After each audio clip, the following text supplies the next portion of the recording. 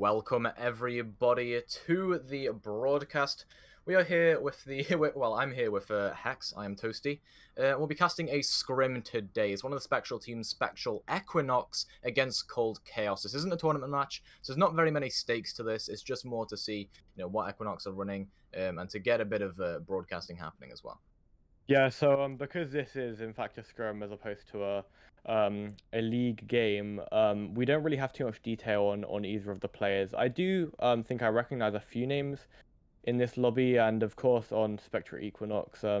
We have been told that this kind of like a team of a few admins and owners of the server that have kind of come together and created a team. So I'm expecting quite a lot of synergy there, as I'm sure they are well acquainted to each other, and as I said, we have pretty much no info on Cold Chaos, so we're not going to really have too much to talk about on their half. Yeah, Cold Chaos, they're just a completely unknown team here. They're the team that Spectral Equinox is scrimming against. But from what we have heard in the match chat, they actually have a Torb 1 trick in on their team right now. That signals to me that they're going to be playing a lot of either Orisa compositions, or we'll see a lot of Reinhardt kind of slow-paced compositions with maybe a Sigma. What do you think? Yeah, I mean, I assume we are going to see more slow-paced competitions. I do know that, of course, since Korean Rush or Shadow Dive or whatever you want to call it is currently in the meta and played by quite a lot of teams, as I hope that we can see now. I mean, we see the Lucio on the side of Equinox and the Monkey as well, and Sombra Reaper. No, okay. Looks like they might be changing to a different composition here, but I do expect to see that. But with the Torb, you can play that classic anti-dive, undivable comp, which does have a Torb. I mean, generally, I've played in Scrim. You have the Orisa, you have the Diva, Torb, and then Bap and Mercy or Bap and Lucio, either or, which is really good at countering dive or Korean Rush. But I think we're probably going to see that, and I do actually recognize the name from the side of Magic Turtle, from the side of oh well, what is the name? I cannot remember the name here. Sorry, Cold Cold Chaos. Chaos, yeah. Yeah, I recognize Magic Turtle. I think from games in comp or something or scrims. I'm not entirely sure, but I do recognize that name, and I remember them being quite a decent player. So we want to look out for them, but I do think I've seen them on support before, so could be different to see them on Torb. So yeah. Yeah, definitely. And like I said, with that Torbjorn, you'll be wanting to play a lot of the Orisa kind of compositions. They're teasing the Orisa Hog here, and given that it's Ilios well, it could be a potential thing that they actually run here. It is. But as well, on the other side of things, you got a Bull Hog composition. So again, a lot of boops, a lot of CC, I guess, here for both teams. And that Roadhog duel is going to be something we look out for. Yeah, definitely of hooks, a lot of boots and a lot of environmental kills with the Orisa, with the Bull, and with the Hog, and of course on the Hog on both sides. But the fight is starting here. A lot of poke from both teams as they are playing really poke heavy compositions, and you have the Reaper which deals a lot of damage on the side of Equinox. Yeah, but that Reaper actually gets taken out there. The Hog gets the hook onto them, and MoopyB takes him down.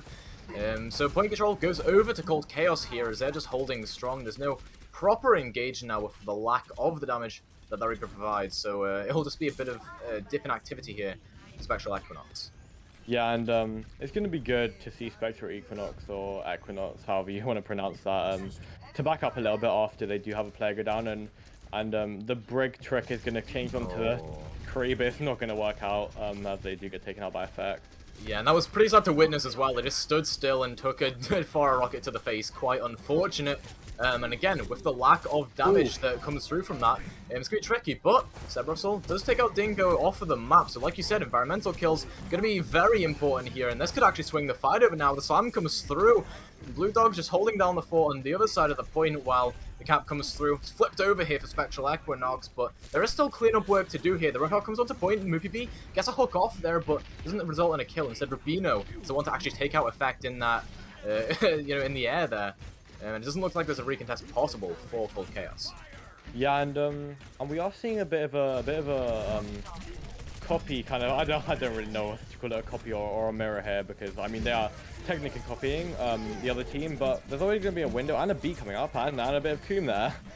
Yeah, a lot of stuff going through here. I'm not entirely sure what that's about, but Effect comes through the barrage, doesn't catch anything with it, and actually gets hacked up.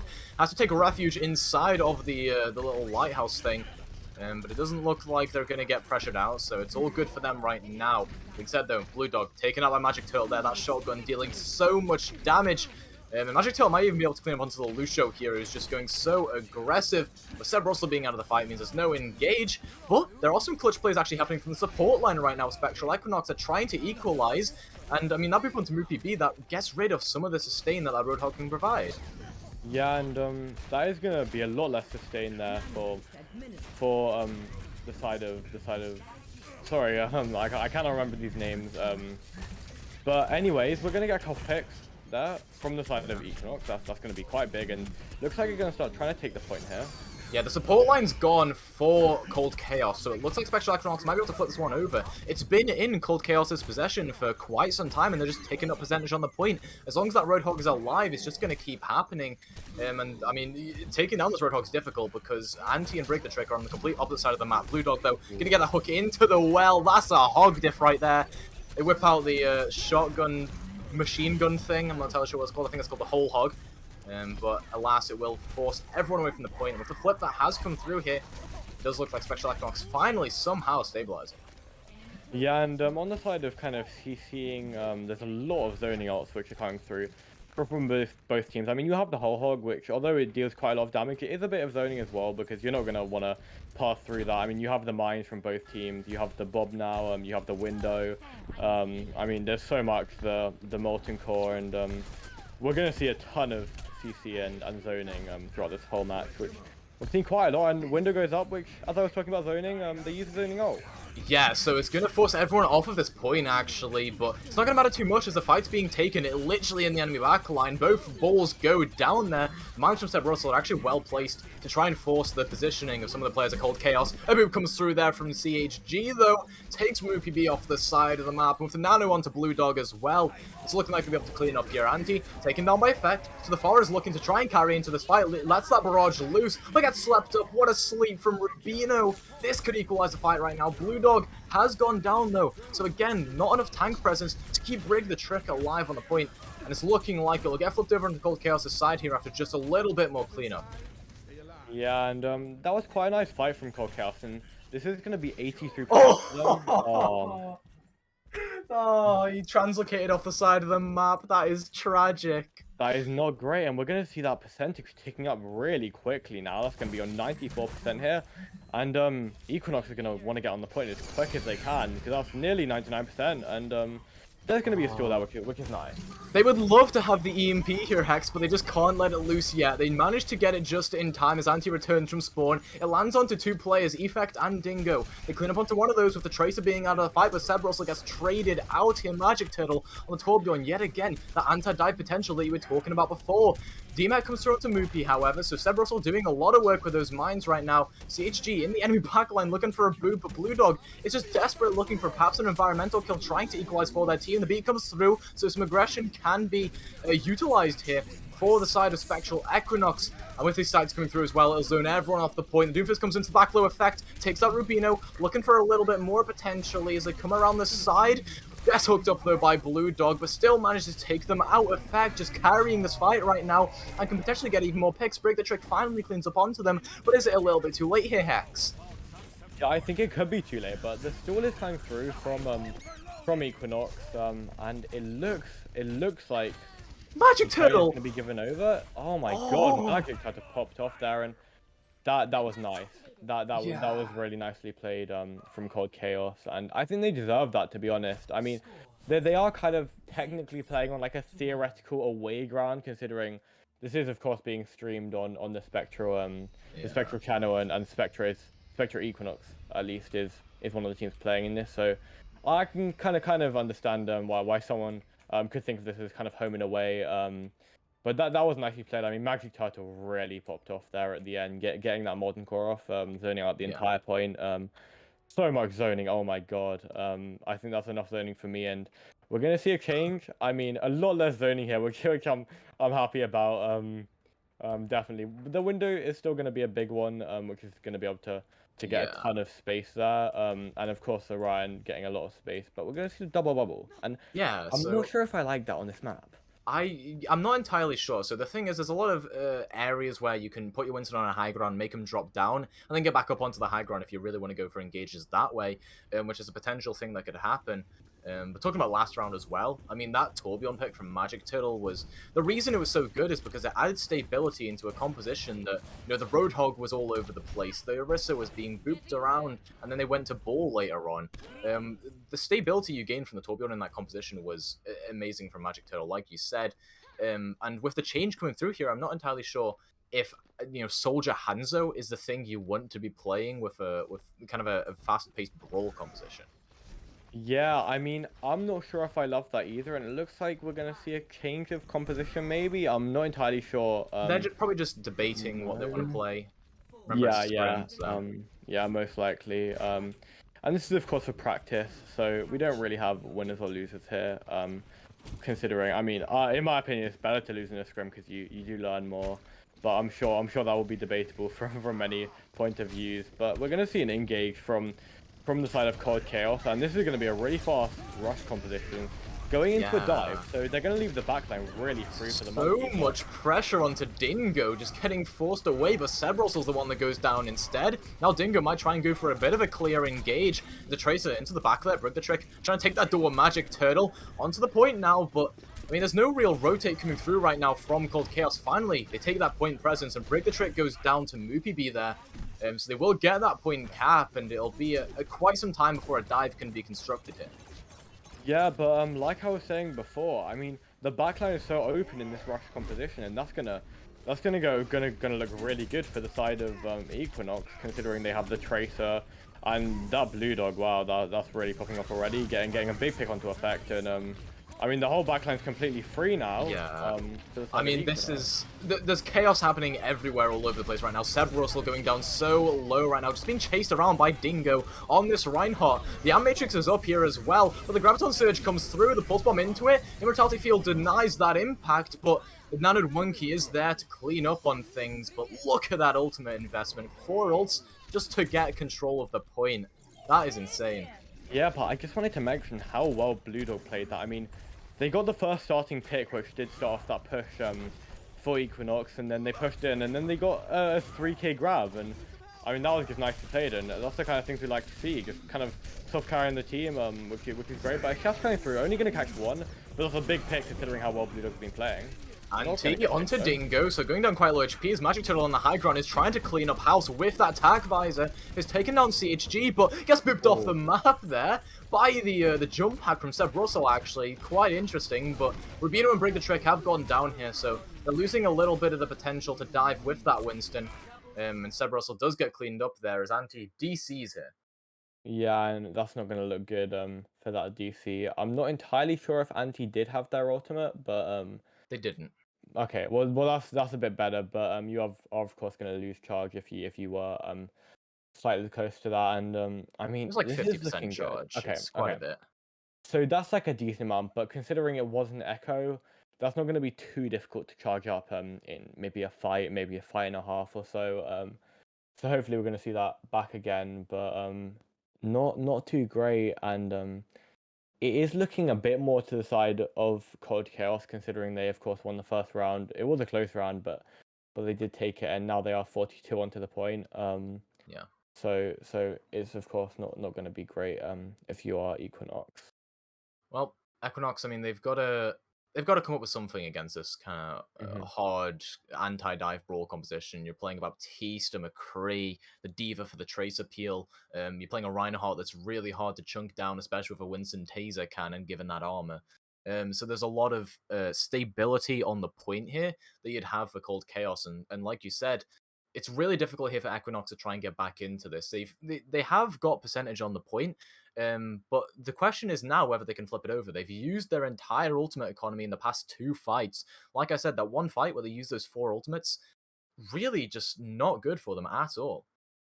Yeah, and you were talking about how kind of Cold Chaos's comp is kind of countering um Equinox's comp, but I think it's really necessary to point out the kind of anti ultimate with the Diva, because you have that Grav which can be eaten up, you have the Pulse Bomb which can be eaten up, and depending on who Echo copies, you can also get any, or maybe you could get any onto the High Noon, and you can pretty much eat an entire visor with that. So that's not going to be looking great if you are Equinox, because you're going to be wanting to be super careful with how you do use those ultimates. But of course we're going to be starting again, and Anti has been traded off for Thunder.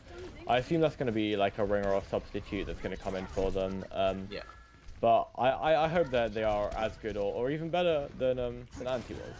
Well, it's going to be interesting to see. I mean, Thunder already under a little bit of scrutiny and actually would have died off the map there anyway, so Effect stealing that final blow for themselves.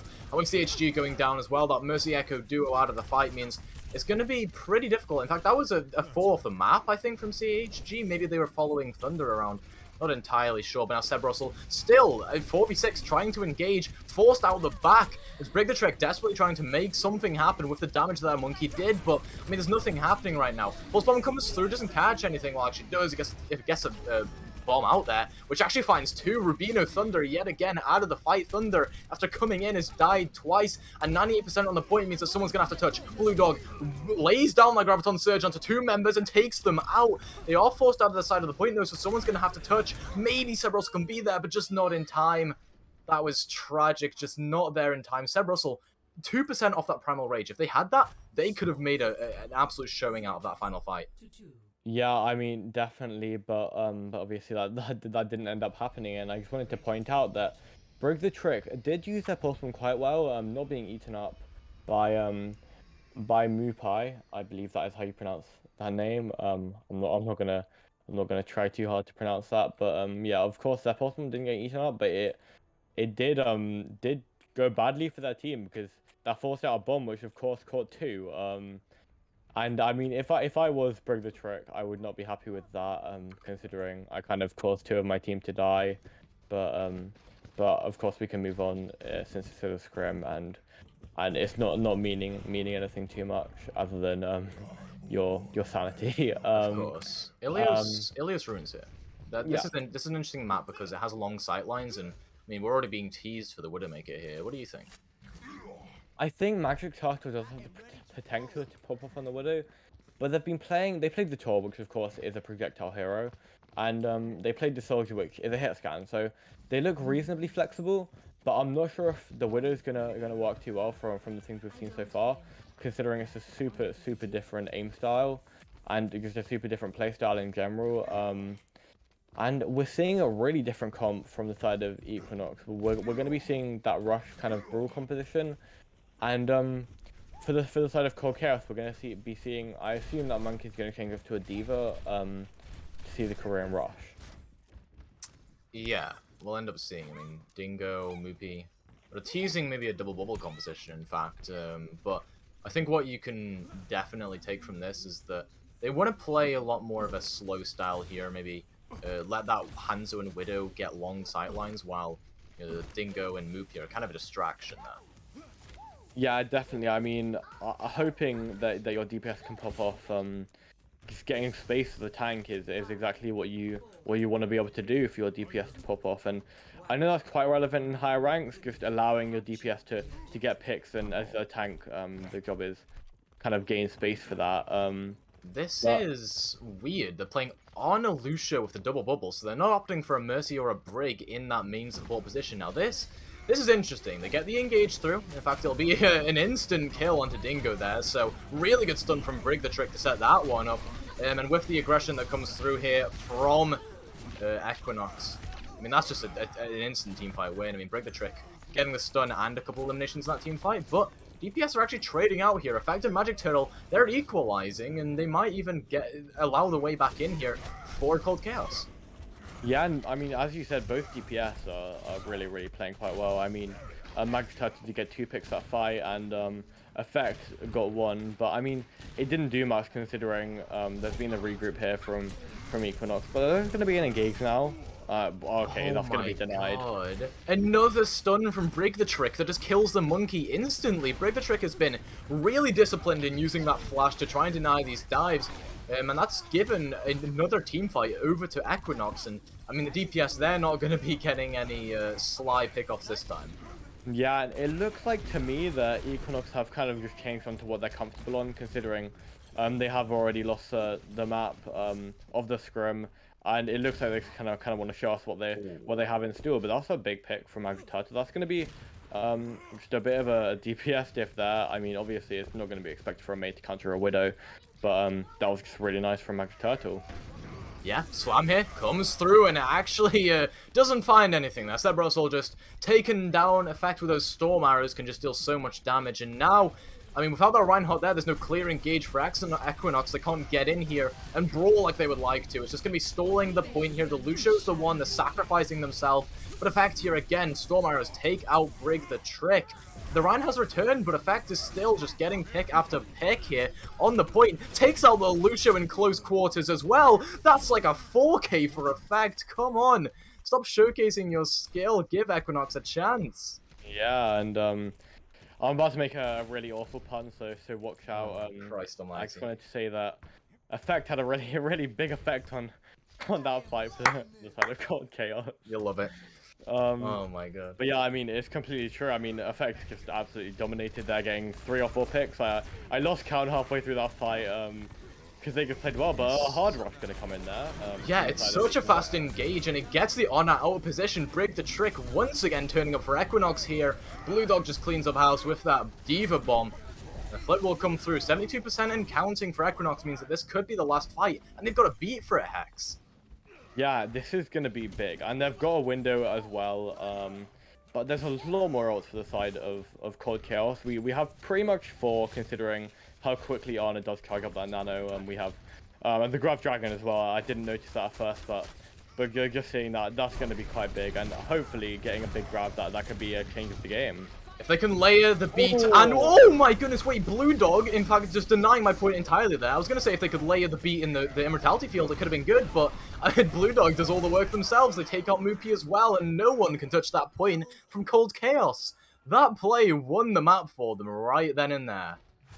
Yeah, and Blue Dog, of course, letting us know that that grab did taste really great in in the chat there. And you know, I understand grabs are quite tasty as an off-tank player myself. And But yeah, but you yeah. never eat grabs. You never eat grabs. I've eaten a Hanzo dragon before, so I don't know. Oh, I've eaten a Hanzo Dragon before. I'm I, Hex. I'm good at off-tank. Ooh.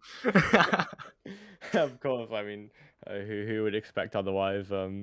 But I mean, Effect just played really well there. I don't think they could have done more, and I feel bad for them. I mean, of course, their team is quite good, winning two of those points. But I mean, Effect showing us what they've got, and I'm sure there's more in in in um in their bank of good plays. Yeah, I mean, I just wanted to talk about that real quick, and Magic Turtle as well, getting so many picks there, as both Torb and Widow especially. And I mean, the DPS of both teams are popping off. Bring the Trick getting a lot of good stuns, and Blue Dog. Oh my god, wow, nicely Yeah. there. As well, I think one of the standout players is actually Brig the Trick here for Equinox. Even when they were playing the Winston dive, even when they were trying to play, like kind of that other composition with the ball hog, the hog and ball torture. Brig the Trick was always the one kind of in the kill feed or diffing the enemy Pharah. Or really just putting in the work as well with the monkey dives. Whenever Seb Russell would go super aggressive, whether it was 4v6, 3v6, Brig the Trick was basically always there to try and follow up on the dives, but obviously when the Winston doesn't have any staying power, it's hard as a tracer there to get value. But Brig the Trick, the synergy is there. Yeah, I mean completely, and we can see that, and I assume that is also kind of tied in with the synergy with the tanks, as you said. And I mean, when you are kind of like good friends with your teammates, it's going to be so much easier to communicate with them effectively, and just be able to let them know when you want them to gain more space and when you want them to be able to push in, and for the tanks to let the DPS know when they're pushing in, when they're engaging, so the DPS can find those little holes in the enemy line, and find people just a bit out of position, and a lot of really quick rushes. coming in from Equinox. Of course, they were playing the Diva Ryan, so I wouldn't expect otherwise. Yeah. And talking about Diva Ryan, look at the map we got on the board. King's Row. This is going to be a fun one because this is, I mean, Europe, basically. The heart of Europe, isn't it? Like, I would say Paris is the heart of Europe, but King's Row is the closest we'll get with the current map pool that exists in Overwatch. And I mean, it's a brawl map, right? It's even going back on that Europe point, it's something that a lot of EU teams prefer because of that kind of rush style that you can play on it.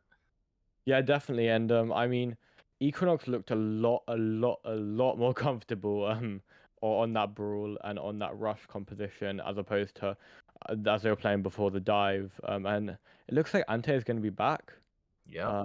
And hopefully their ping or whatever was going on with that has sorted itself out, assuming it was ping since they DC'd mid map. Or I mean, it could have been a blackout, a cutout, internet, whatever. I have no clue. Hey, I mean, I don't know Auntie's nationality, but if Auntie is British, I mean, listen, I'm not surprised that they DC'd from the game. British internet is not the best.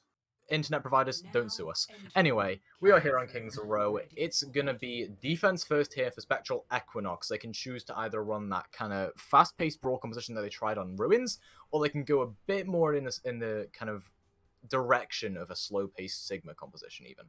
Yeah, so we are seeing that Torb from WS3, and I love that name, by the way. I just wanted to talk about that, but no, of course they're going to Kingdom to the BAP as a support player. Getting us casted a bit confused there, but never mind. We're going to see the junk, which I like on defense, definitely. I like the Kree. I mean, I think that could be traded out maybe for a May if you're comfortable on that, but you do need the hit scan, so that is a necessity to have. And of course, the Ryan Diva, no one's going to complain about that. And the BAP, just classic brawl / rush hero. Indeed, and Equinox, I mean, they're raring and ready to get into this. They've already picked their composition, they've already readied up in the Scrim lobby, so definitely a chance for them to, I mean, prepare a little bit more, maybe discuss what the enemy could be running, given that, they won on the Brawl. I mean, that was against a double bubble, I will be honest, but Cold Chaos have also readied up, so we'll see what happens here. And it's looking like just a similar thing, but for Hanzo instead of the McCree. What do you think of this? I mean, looking at how Effect played last round, or last map even, I'm not surprised. In a pin already, wow. That was a flank pin from Seb Russell, came in from downtown, does get taken out by Dingo there on the counter charge, but the follow-up's already here from Spectral Equinox. Break the trick has fallen, so maybe some aggression could be provoked here from Cold Chaos. I'll wait for their players to get back in first, though, as it's just a tank line in the hands of there.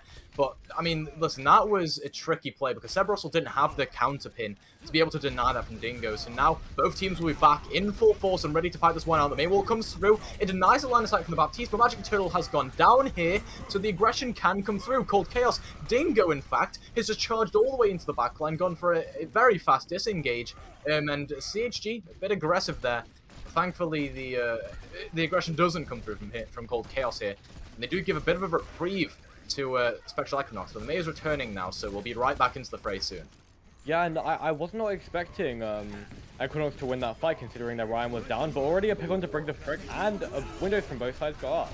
Yeah, that was a lovely off angle from Effect to get that pick off. They take out the Immortality Field now. So, again, it's just a stomp forward now for Cold Chaos. They got a slam onto two members, two squishies, in fact, that could maybe win out this fight for them. Blue Dog has fallen and demeched. And with that tire going down as well, Anti unable to weave their way into that. And it looks like the cap will come through here for Cold Chaos, especially with that good May War from Magic Turtle at the end. Yeah, that was a really quite nice wall off from Magic Turtle, not really allowing anyone to store that or get any free picks just at the end of that fight, which is, I mean, that's what you want from a good May, being able to make good decisions like that and knowing not when to waste abilities. But let's talk about these ultimates, because we have a ton coming through from the side of Equinox, and only 2, maybe 3, maybe 4 on a push if that really does tag up their ult quickly. But we're going to have a ton of ults, and already one going up. Bomb Shatter tries to come through, misses it. The timing just wasn't there for Seb Russell, and now Fluffy Satan is going to be one to go down instead, pinned up there. The male doesn't get eaten up there by Blue Dog. There was an attempt But thankfully, the Immortality Field is there in place for Rubino to keep him alive. Dingo, once again, takes out Cerberus with a charge again. That's what happens when the Reinhardt doesn't have the counter pin, but thankfully the stabilization is here for Spectral Equinox. And they'll hold out this choke. This is such a good position to have. Yeah, this is a really great position. I mean, they have the junk, right? And wait, sorry to interrupt you here, but the re-engage from effect, they got a really nice pick off there from the side of the choke. That was a bit of laziness from Spectral Equinox. Yeah, as we were talking about how they had a good hold on choke, I mean, effect has completely ruined that idea and that hold, as they got a huge pick onto Rubino, and that's gonna pay off really well. And the wind already going up from the side of Cold Chaos. Well, the widescreen TV going to be dealing a lot of damage and zoning everyone off. Immortality Field keeps Russell alive as Anti with the tire finds 3 with it, takes down 3 of, I would say, the most important players, and that's what allows them to win the fight there. And, I mean, you know, they don't have a hold at the choke this time, but they can push up to Bookstore. Yeah, but I just want to talk about ultimates yet again. I mean, as Equinox have charged up their ultimates and as they've used them, they've yet again charged them up. I mean, we have the Shatter back, we have the Bomb back, we have the Window back, and Ante is probably gonna charge up that attack quite quickly. And it doesn't look like we've seen really quite similar stuff coming through from the side of Cold Chaos. I mean, we have the beat back and the Window is on 30%, but not going to be anything huge. I mean, they're going to have maybe 3, maybe 4 up next fight. Yeah. And it's going to be dominated definitely by the side of Equinox. Absolutely. Bomb comes through here from Mikkel. In fact, it's mirrored from both sides. So both Divas going to be getting a lot of value with that one. Blue Dog lays it down onto 3. And once again, maybe a laziness from Cold Chaos, maybe a good play from Blue Dog. Who knows? But the chaos that were caused from those bombs coming through ends up in Equinox's favor. Yeah, no, I think that was a bit of a miscommunication from the side of Cold Chaos, because Magic Title actually walled off the bomb for pretty much the entirety of Equinox, and it allowed no picks to get caught. And I mean, I have no idea what happened there, and it looks like a huge miscommunication, which really paid off well for the side of Equinox. And this is going to be another quick engage there, a quick regroup. But Window's going to go up there, and a high noon from the oh, that is such a smart play. Dingo slams up the high noon as it rounds the corner, but the counter slam comes through from Seb Russell. It catches 4 members, and despite that little bit of a mistake from Brig the Trick, and I would say Seb Russell as well for not blocking the chatter, it ends up in a teamfight win again for Equinox. It's always the clutch plays like that that end up winning the fight for them. Yeah, and at the moment it seems that Equinox is just using their ultimates in a more efficient way. They're charging them up quicker, and it's just down to ult economy in this game so far. I mean, there are quite a lot of ultimates which are going to come through next round from the side of Cold Chaos, but not too many. And already a freeze going through onto Blue Dog, but that's not going to pay off. And oh my god, another read. That's a lovely eat from Blue Dog, and I mean, it might even give them the advantage in this team fight now. Magic Turtle, they were relying on that, so the Arm Matrix has to come through here. It'll zone off the long sight line, but the beaters come through. They can play as aggressive as they want for just a short amount of time, but that's all Anti needs to get into the backline and get a pick onto W is free. It definitely looks like Equinox will be winning this one out with Dingo gone as well. With 35 seconds remaining, if they get stagger picks here, this could be huge. Yeah, and it looks like there is going to get a stagger pick found onto Effect, but Effect's going to get Brig the Trick. Effect? Oh my Excuse god. me? Are you just not going to deal with them, Equinox? Oh, that's the advantage you need now if you're Cold Chaos, though. Yeah, definitely. But that pick onto Equinox, or that stagger almost onto Equinox, sorry, onto Effect. What am I talking about? Is going to pay off well, but a shatter, 5-0, okay. They tried the B-hop shatter, but it didn't quite work out for them. Now, the aggression can come from Dingo. If they can build up a shatter of their own, it could potentially be a clincher.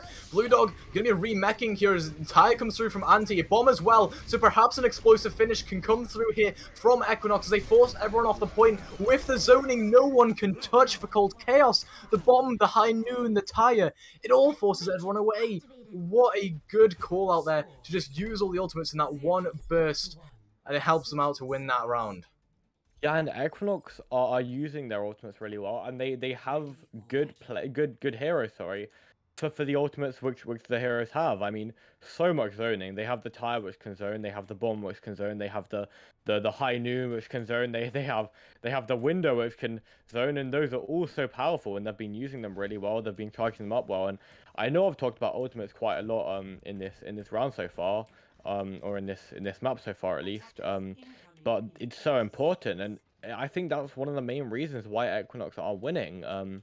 But composition-wise, we're going to see a pretty similar composition coming in from Equinox. We're going to see the Mei, as opposed to... Wait, no, sorry. I believe they had the Mei. I'm not entirely sure. I think it's pretty much the same. I might be misremembering slightly, but I think it's pretty much the same. No, okay, no, they had the junk. They had the junk, and Effect is going to take the junk now. Yeah, so Effect, I mean, we've seen him pop off in the Hanzo, and they opted for it last time over that McCree pick. But now we'll see him go over to the Junkrat, something that isn't quite a mechanical hero as much as it's positioning based and maybe a little bit of awareness to know when you can off angle, when you can't. But that being said, I mean, Effect, if anyone's going to pull off a Junkrat play like a 6k tire, I reckon it would be Effect. Yeah.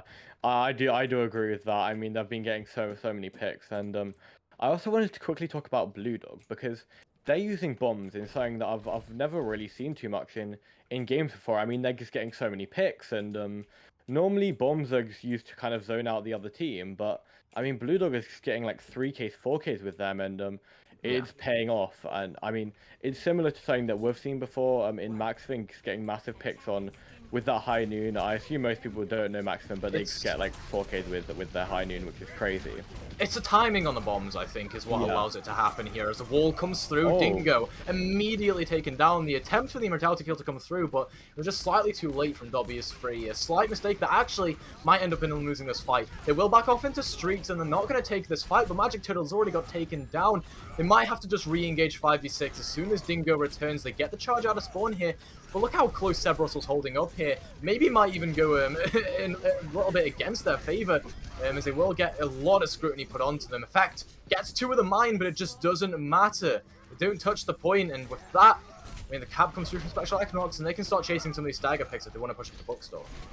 Yeah, I mean, they're definitely going to be able to push up here, and maybe a cleanup coming through, as you said, but I don't think they're going to really find much with that cleanup if they do, in fact, go for it. And the card doesn't have too far to go until this has been won, and of course they are going to have to push the cart the whole way, considering this is a scrim for anyone that's coming in late or anyone that doesn't remember.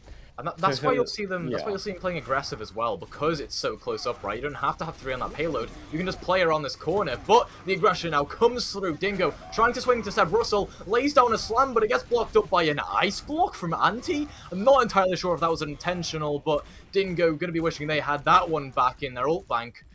Fat going down here at the exit, though, it could potentially mean that if they can get a good re-engage, I mean, Spectral are looking good for this. Yeah, definitely. And ultimates wise, they have a lot more. They have nearly 4. No, they have like nearly 5. And if D.Va can, Blue Dog, I mean, I assume Blue Dog can charge it up. So they practically have 6. But I'm sure they're going to use at least 2, maybe 3 in this fight. And for the side of Cold Chaos, they have pretty much nothing. I mean, they have the high noon, they have the bomb, which is going to get charged up. Maybe it denies Dingo the disengage. That's huge. And now Dingo getting frozen up by the mail. It catches 4. That's so well placed from Anti, just around the corner to snag onto those players that you need. The high noon from Magic Turtle will zone everyone off around the corner. Seb Russell rounds the corner with a shatter. It doesn't actually get followed up onto, though, as a block comes through from Dingo onto that bomb. The idea was there, but the coordination just wasn't, Hex. Yeah, definitely. And I think, okay, no, break the trick, getting a 2K, but they wouldn't win this though. There's not enough people. Yeah, I mean, I don't know why that was used. I mean, obviously it was a nice ultimate and it got a couple picks, but it doesn't pay off at all. I mean, that's not even going to be a stagger because they're going to be able to get back really quick. There's 4 players here, so it'll end up being, I believe, a 4 versus 3 on the point until that D.Va gets back. So it's potentially winnable here for Spectral Equinox, but they're just going to wait it out. They're having a lot of discipline in this. They want to maybe round this corner for window, potentially, and they do. They can get a 5 strike through that, but everyone just line of sights it here for Cold Chaos, so they have the discipline this time to not engage. Now, Tire comes through. In fact, trying to lay that one down, but the beat comes through from both sides, in fact, just allowing a lot of swinging in and sustain to come through from those Reinhardts. As a peel comes through, break the trick. You can't be standing there, my friend. There's a D.Va that can peel for you. And with the slam coming through as well, looks like Dingo will be the one to clean up that fight. Magic Turtle didn't quite need the high noon. I will say that much. Yeah, and I just want to talk about that beat and like, window? Are they choking? Yeah, they. I don't know. Are they just a bit confused here? I'm not sure, but it did get used to zone, but nothing got found with the window, and that was a nicely timed beat there in that last fight from CHG. Yeah. And I mean, yeah, that was perfect timing. The tire was found by Britton Trick, but obviously they were out of position, and the bomb comes through there. Yeah, from Mikkel. It actually catches two there. D-Max Blue Dog and takes out CHG. Now there's no way that Spectral Equinox are going to be able to disengage from this one. They have to just throw their bodies onto the point and feed that ult charge in, because without that Lucio, you're not getting out of there alive.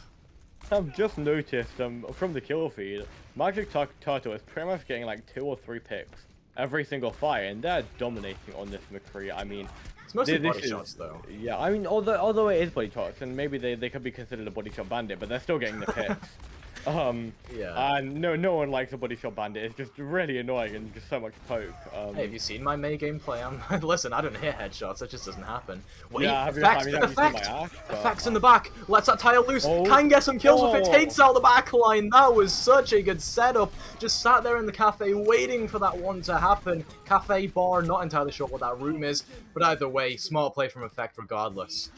I believe that is in fact a bar. But I've never it been to doesn't one, matter. I wouldn't know. Yeah, neither have I, sadly. But yeah, I mean, Effect set up perfectly there, waiting for the tire, and they timed it nicely. And there's still going to be a lot left in both banks. I mean, this is going to be 5 ults for Equinox, and only 3, maybe 4 for the side of Cold Chaos. And a tire already come through from Anti. Yeah, Anti's gonna go.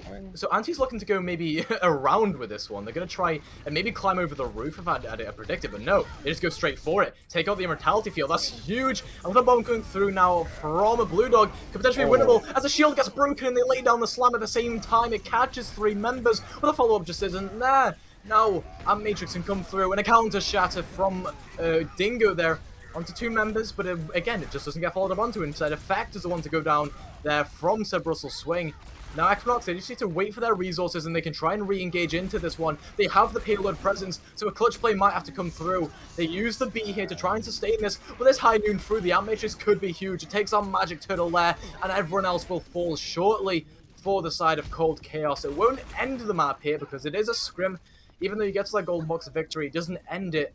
But I mean, you know, they technically win the map here if we're counting that.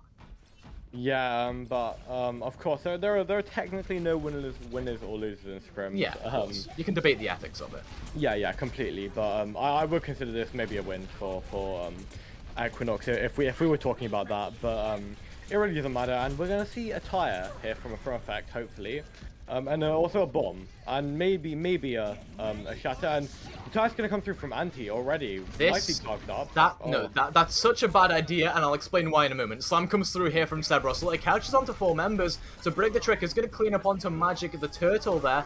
As now Tire comes through in the response. Effect gonna be trying to find something with that one, just waiting for their opportunity. They're on the roof, in fact. They're gonna go from the higher ropes and takes out Seb Russell and Anti. The bomb as well comes through from Blue Dog to try and respond. And Effect falling off of the map, I think might have just accidentally fallen off when they went onto the high ground for the tire. But either way, Blue Dog here clutching up and maybe making this one winnable for Spectral Equinox. They have the payload presence. Magic Turtle desperately trying to get a pick up into the backline there. It doesn't quite happen for them, as now payload presence has to come through here at some point for Cold Chaos. They're going to try and re-engage onto them. They have the speed boost, and the bomb comes through here from Mikkel. They're going to try and find something with it again. Just doesn't find much, but it zones off and gives time for the spawners to come back in. Magic Turtle can maybe make a clutch play on this Doomfist now, but with Effect going down, it doesn't look like it'll be able to happen here. Spectral Equinox, they've got the advantage. The window as well zones everyone off from this left side of the point.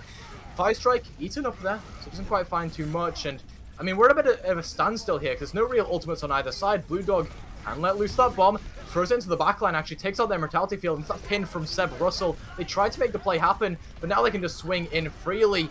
Anti with this tire tries to find something, but the counter slam might end things here. Dingo tries to clean up from this one. It's just an absolute slugfest onto both of these sides, Hex. Yeah, and this is literally leaving no downtime for each team, but it looks like a lot of people on the side of Equinox have gotten quite low with a ton of damage coming through from Magic Titan in the backline, but a tide does come through from Effect gets found Oh, by yeah. Anti. Yeah, Anti cleans up onto that one, and that'll be all you need for Spectral. Equinox will clean up onto the final spawners. And let's cast our minds back just a moment to that tire before from Anti that I wanted to explain. So the issue with that tire was that beforehand, they were scouted out by Effect on the opposite side. Effect knew they were there. They were spamming out the high ground. And that's why the tire got destroyed, because Effect was predicting that tire. So one, good awareness from Effect, but two, a bit of a bad decision from Angie, knowing that they were being scouted and still going for that tire. But they did win the map, so I'll give it to them. Yeah, and Effect has been quite good at catching those tires, especially as a Junkrat, which is quite Yeah. difficult. And It's the they've mine caught a few placements, on I the think. Hanzo. Yeah, yeah, definitely. They've been getting the timing really quite right and quite perfect. And CHG has been getting really nice beats to counter the tires, which were coming through a lot from Effect, and I like to see that. I mean, as a Lucio, you want to be able to use your beat to counter tire. You want to be able to use that to counter shatter if you don't get caught in it. You want to maybe a bomb as well, and that's what they've been doing perfectly. And we haven't really seen many huge tires from Effect really. I think we've seen like one or two, maybe like a couple 2Ks, one 3K maybe. I can't really remember. But from Anti, I think we've seen like three 3Ks, which is pretty crazy, and it's been nice. And as well from Blue Dog getting 2 eats so far, 1 eat per map, which is really nice. Yeah, and this I mean, this series as a whole, right, this scrim has just been so chaotic. These teams are playing with really high octane gameplay, with I would say at least solid game plan coming into each fight, and then it just kind of deteriorates as the enemy throws something that they don't expect into their faces, whether it be the bombs from Blue Dog, whether it be the eats from Blue Dog, whether it be Mickle and Dingo coordinating well with the bombs and the swings or the pins. And as well, I want to mention that the support line of Cold Chaos is one of their bright spots. I mean, they've made a couple mistakes, sure. WS3 has missed a couple of immortality fields and that kind of stuff. But other than that, they're doing well at getting cleanup, damage, frags, that kind of stuff, despite being on, Baptiste Lucio. Yeah, I mean, definitely so I seem not to be It's able to okay, speak don't worry right about now. it. Um, they've been playing well, and both supports on the side of Cold Chaos have definitely been carrying that team a bit. I mean, as you said on that Bap Lucio, not too easy to carry. If you're a really great Reddit Lucio or something, which we don't really tend to see too much in scrims, or in tournament matches or anything like that too much. I mean, it's not too easy to carry or to be a massive influence onto your team, except maybe with speeds, things like that, especially in Rush. But I mean, they've been playing well, and looks like Effect is going to be taking onto that Genji. I'm not sure if I love the Genji with the double bubble. It just speeds it up a ton. Yeah, it just not sure, to be honest. I think. I mean, Hmm. it is a spawn room. We don't know what these teams are going to play. Yeah, definitely, If definitely. Genji is what they decide to play, like you said, they have to wait for the Nanoblade as a win condition, because the Genji in the neutral just, I think, gets outmatched by Ash Hanzo, right? So much damage. As soon as the Genji uses the flex, you're basically dead. Yeah, completely. And normally we'd see the Nano go onto the Monkey with maybe a Nano Primal. But of course we're not going to be able to see that because the Genji is going to need that for the Nano unless they go for dry blades, which would be interesting. But already a pick on to Oh. break the trick from Magic Touch. That's nice. Yeah, they got that from the low ground as well. They just managed to hit their body, I guess, from a very weird a disadvantage point, I guess I'd say. But now dive comes through onto the front line. Dingo getting just so much damage spent onto them. Seb Russell has been traded out, so both main tanks off the board. And since that res was already used here for the side of Spectral Equinox, they're going to have to try and make something work with just a Sigma on the board. And I mean, against a Monkey, it's going to be tricky. There is some aggression coming through from Effect, so if you can pick off this Genji, maybe, it is winnable, but I mean, the payload's just going to roll through, and there's no touch whatsoever there from Spectral Equinox. Not a C9 because they were being forced away, but just a bit of a misplay, I guess. Yeah, definitely. This is gonna go, I mean, insanely heavily, of course, to the side of Cold Chaos. And this dive is going. I mean, I don't know if Bubble Double is like pure dive, but it's definitely partial dive at least. And they're playing it well into the double shield because normally you can't really play dive into double shield too easily, but it does look like Equinox is going to be changing it onto that hyper dive, unless we see the support line change and then it could turn into Neo Goats with that Ash and the Echo. But I mean, it's nice to see this kind of dive and a high noon from the back. Oh, nice. That is lovely, and the Mercy damage boost was there as well. I mean, it doesn't really matter in the scale of a high noon, but it allows for that peel onto Magic Turtle. And they can actually peel for each other here. Magic Turtle kind of forcing away the enemy Winston as Seb Russell goes extremely low, and this McCree remains uncontested. As a payload will just roll through here, and vantage points can be gained. Dingo will be here for the dive, potentially, as Bob comes in. He'll contest the payload, so everyone can just do whatever they want, but the Blade now, from effect, comes through. The Nano as well, so they'll try and get some cleanups coming through, but just won't happen as the sleep as well. It was just insane there from Rubino, denying the latter half of that Blade.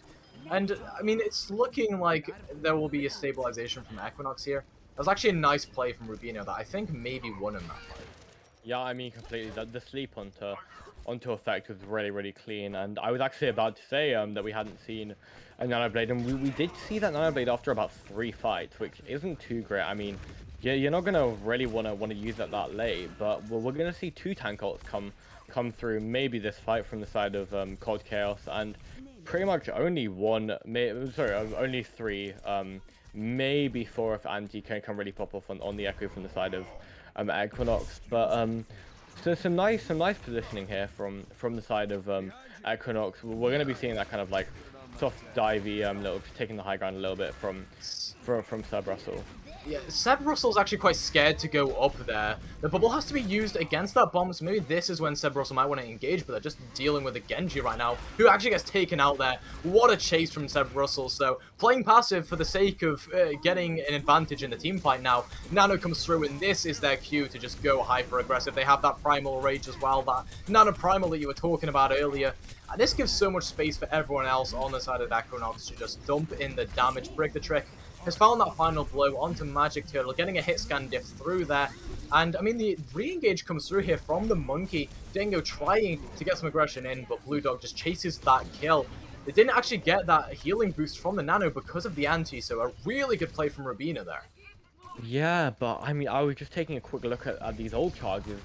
This is not great for the side of Cold Chaos. I mean, we have the Blade ready, we have the Grav, the Primal and the High Noon ready, but Nano is not ready at all in any way, shape, or form. So I hope Effect is going to wait for that Nano to come through, assuming Dobby is free, is going to be able to charge up the Nano really quickly, but I'm not sure. They're in quite a bad position, autonomy-wise, and I don't know whether Effect's going to be able to get that Blade in, and it looks like they might be going for a Blade here, but no, that they won't. No, they will.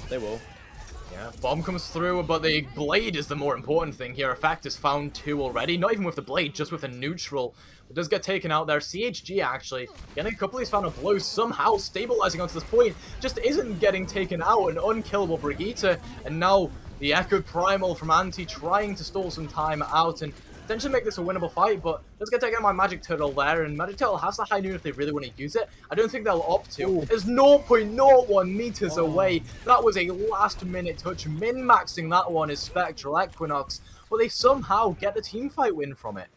Yeah, and I think that teamfight win was all down to CHG Technics just kind of stalling the cough for so long. I mean, as you said, the unkillable Brig, and that was so true at the time. I mean, they literally were not able to die. They stalled for about 5 seconds, allowing pretty much the whole of their team to come back in and stall yet again. And as you said, the card coming so close. And another high noon coming through. And okay, that was a lovely sleep from Rubino, and it was very fast as well. I mean, you barely heard the voice line come through before it got slapped. Now the aggression can come through, potentially, from Dingo, but with Effect going down, there's no one to even dive with the Monkey. Magic Turtle's going to try and come back on the Tracer and make something happen alongside Dingo here as a Nano comes through onto the Zarya, in fact, so a Nano re-engage from Seb Russell, slapped up though. Oh, woken up? Who on earth woke Seb Russell up there? Not entirely sure, but I mean, this should be a good stable defense now, holding from a Spectral Equinox.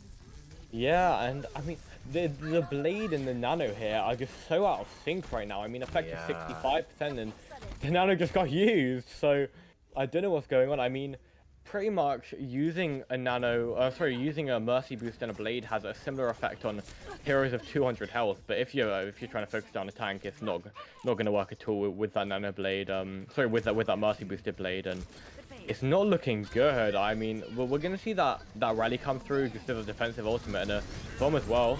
Oh, that is a lovely placed bomb. Takes out Dingo and Fluffy Satan. The Blade into the backline, finds nothing there for effect. The Brigitte is just unkillable. This is why people didn't want Brigitte here in Goats, because Genji is just unplayable into it. And that'll be it. Spectral Equinox, they hold strong on second point of Dorado. That's a hard point to hold on, I will admit as well. Especially at that point. I think that hold was all down to the Nano being so very out of sync, because you had that point where I think it got really out of sync, where the Nano was used onto Dingo, I believe, whichever the main tank was on the side of Cold Chaos, and that just completely got out of sync, because then Effect used their Blade around a minute after, and it meant that WS3 could only charge up the Nano to like 20% by that time, because I believe they died, and it was just a whole kind of butterfly effect. Sorry, a whole butterfly effect type thing, which kind of things went all wrong, and it meant that they lost the point there, and that was a tight hold there from Equinox, and similar to King's Row, really close. I mean, not really close, but that is on point too. Yeah, Equinox, they like Kings. I mean, the thing with Kings Row is that Equinox, they were losing some team fights, they were winning some team fights, but it looks like they always had the clear advantage, and it looks the same on this map. They've really had it the furthest in this series, where they've just warmed up into things. They've really come into their own, especially I want to mention Blue Dog and Rubino. We weren't seeing too many great plays coming from those two in team fights they lost, or even the map they lost on Ilios. But like, it just seems like they've been building up momentum as the series gone along. Rubino's getting amazing sleeps, amazing antis. Sure, Rubino's not hitting 4-man, 5-man antis, but you can't be expected to into a really fast-paced dive composition. Instead, it's those singular antis onto certain targets, right? When Sebrosel goes in, they get an anti onto that target. When, Brig the Trick or anti wants to try and get a kill, Rubino's there with the anti. Really good placement of the nades from Rubino. Yeah, I mean, completely. As we say that, there was a nade found from a spawn nade from Rubino. Spawn, yeah. And I mean, that shows how good they are. They're even able to get those nades from Spawn, and Even this is a classic map. Yeah, yep. And we're gonna see a pretty similar composition. I assume this is just Spawn Room antics, but Seb Russell is taking a Sigma here. I'm not sure what that's about. I don't know if I hope they're not going to go with that, because if they do that, that would be quite interesting. Quite an interesting choice of composition. But I assume they're going to change onto that monkey and go with that rush kind of divey composition. I mean, that's pretty much pure dive with the Ana. Maybe a break could be considered pure dive, but in my opinion, with that Mercy, that is the pure dive. The teams, man, they're having fun. They're just laughing around about how they can get 6Ks before the game starts and stuff. Rubino hit another anti-nade there, by the way. So again, gotta give credit to the support here, even in the spawn room. Right. Sadly, that's not gonna get any old charge for Rubino. That's actually a smart thing from the devs, I think, is that preventing bugs like that, even when you mess up the spawn room boundaries, still you don't get ult charge from it, so won't affect anything coming into this. But now what will impact this is a compositional choice. We've got anti on the Pharah. This is interesting. This is really interesting. I mean, we have Effect who's been popping up on Hanzo all game, and we have Magic Tato who is shown to be a pretty good soldier. Not the best, not as good as Effect is on the Hanzo maybe, but they were playing decently. They were definitely having some effect onto the fights, but a soft dive coming from Blue Dog Eggs, dropping down as they need to, and a lot of healing coming in from Rubino. Already 53% ult charge. Yeah, that's insane. Rubino building up really quickly to this Nano. Dobby is free, lagging behind in that support matchup. And look at the placement and the positioning here from Equinox. They're forcing everyone into a bad position here for Chaos. And I mean, the Mercy's getting forced so out of position, the bubble has to be utilized onto them, and they still get taken out. Blue Dog with the chase up, Dingo still takes out Seb Russell, so maybe they kind of, you know, neglected their monkey when trying to get that Mercy pick, and with Blue Dog getting demacked as well, it's going to be a while before they can re-engage. Yeah, definitely, and this Nano, I reckon, is going to be quite a bit of a shock for Cold Chaos. I mean, it's not too easy to ult track supports, and the Nano coming through and going to go straight into the back line. I'm It's probably a going to lovely be able to engage track into off the that. back. It actually takes out effect there alongside Anti, so the damage you can put through for Nanoed Monkey and Afara is insane. I don't think any more ultimates are really needed here for Equinox. They're already 2 picks up, enough of an advantage. They can potentially roll this one through. And Break the Trick is just there on the Tracer for the cleanup as well. Built up the Pulse Bomb with that one. Yeah, definitely, and this is super dominated here from Equinox, and I mean, I love to see it. They're just getting so many picks there, but a pick, I'm talking about picks, that's one onto Anti. That's not going to be too awful, since the res is probably going to be viable here, and we're going to see a real quick respawn there, already coming back into the fight. That's such an early engage from Seb Russell, and the point of it is to try and, you know, grasp this high ground and get like a vice grip onto it, but I mean, Seb Russell's not being dove with anyone else here. Break the Trick isn't in position, neither is Anti. That double blink actually doesn't manage to find anything with the pulse bomb there. The bubble timing was good from Mikkels, so again, nothing much from Break the Trick there. But Seb Russell dives in, Anti'd up. Now the barrage comes through to zone everyone off, and the bomb onto the high ground. It doesn't catch anything. But this is the vice grip we were talking about onto the high ground. People can get up there. Blue Dog, Seb Russell, they can take control, but instead it's just the Primal Rage onto the low ground. In fact, takes out Break the Trick. That's an interaction you don't usually see. The Hanzo taking out the Tracer. And with the res coming through on both sides, it looks like Equinox will be at a disadvantage. No monkey here to string together those dives. Yeah, and they are going to back up. Cleverly, they're going to be backing up now, because you do not want to engage without a main tank here. But Dingo is engaging by themselves onto Blue Dog. They're going to get support there from the Mercy, and Blue Dog's going to drop back down just to the low ground, ready to push the car. And Blue Dog's taking these high grounds really nicely at the moment, knowing when to drop, knowing when to disengage, and as I'm talking about engaging, yet another engage coming through from Seb Russell, forcing pretty much the whole of Cold Chaos onto the low ground. But they're gonna, oh my god, that's a quick anti. Yeah, lovely there. Seb Russell goes down, so Dingo disengaging, even with that nano boost, so they go back in. They change their mind entirely. Luckily, that was at the end of their Primal Rage, so they had the extra jump, and Dingo is going absolutely maniacal in the back line. Takes out 2 there, gets some extra ult charge right on the exit. Somehow, W3 kept him alive at the end of that. Yeah, and that was nice from WS3, and a nice nano as well coming through to Dingo. That zoned off a lot, and also got 2 picks, I believe, just coming straight after the primal. And we're gonna see a lot of ultimates from the side of sorry, I've forgotten this name, but already a nano coming through onto Seb Russell. Yeah, Seb Russell goes in here. Equinox gonna be following up as well. There's the Echo and the Tracer there to try and get some damage in. Pulse Bomb comes through, misses there for Break the Trick, but now it's the bomb. In fact, no, Rubino, the anti-nade, takes out Mikkels, so stealing that kill away from Blue Dog. And that'll be the, well, cap and, I guess, win here for Spectral Equinox. As they cap the second point, and they'll be going on to third pretty happily here. Yeah, definitely, and already a pick on Seb Russell. Okay, that's going to be a real big stagger. Okay, Break the Trick says no, and they get a pick onto Effect and Mikkel, which is Seb Russell overstepped themselves a little bit there.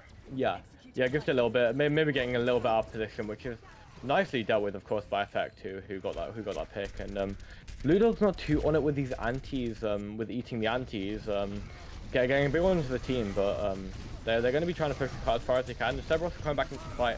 Going to engage there, but Nano coming into the Ryan already.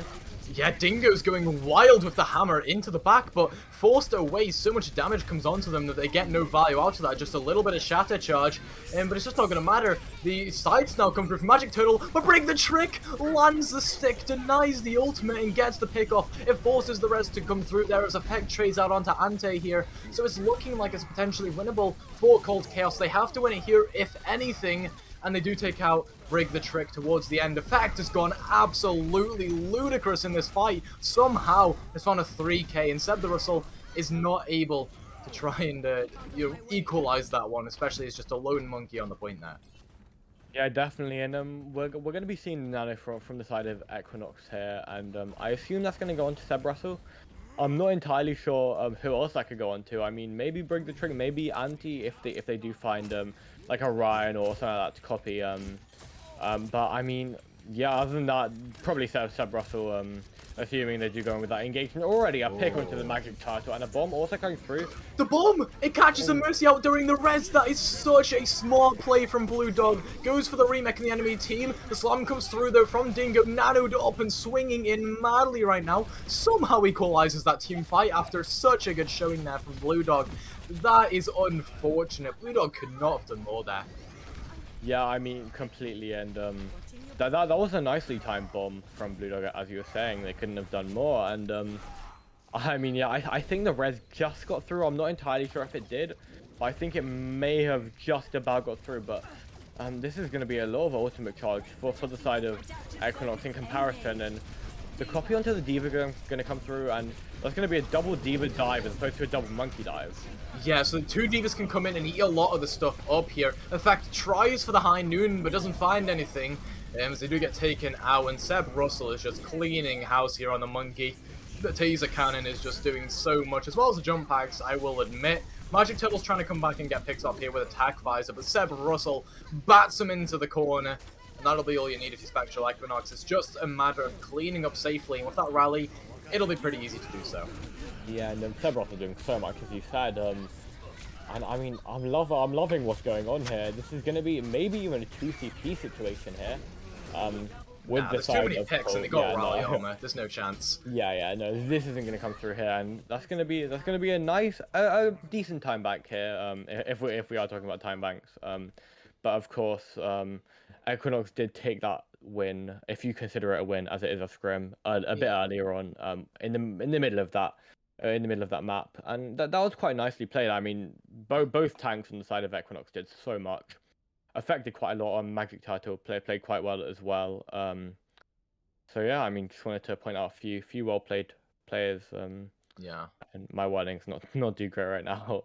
It's okay, it's okay. Yeah, but the thing is with Equinox, I think the thing with them is once they're warmed up, like I said before, they've had a kind of defervescence where at the start they were cold, they were unable to really gel together as a team. But as this scrum has been going on, slowly everyone's been making their plays here and there.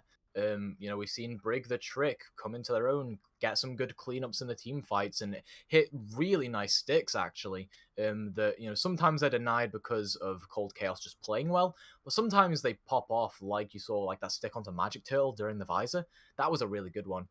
But it's other players as well. It's like CHG, it's Rubino, who one, their ability usage is good, like we said with the antis. Sometimes CHG with the bashes to actually help out with kills onto like the flankers, like Effect and Magic Turtle. But it's also just generally in terms of their positioning that they're rarely dying. Yeah, I mean, completely. I do agree with what you were saying about Spectral Equinox kind of warming up a little bit, because at the start they seemed really quite uncomfortable on that dive on the Monkey, the Zarya, the Diva, all of those kind of dive heroes. But as the scrim has gone on, they've just gotten a little bit more comfortable, because of course at the end of the first map, which was Ilios, they changed onto that brawl, onto that rush, and they just completely rolled. Cold Chaos, and they're doing the same thing on dive. I don't know if I'd call it a complete roll, but they definitely played really quite a lot better Yeah. than we saw them playing earlier on in the map, which I like to see.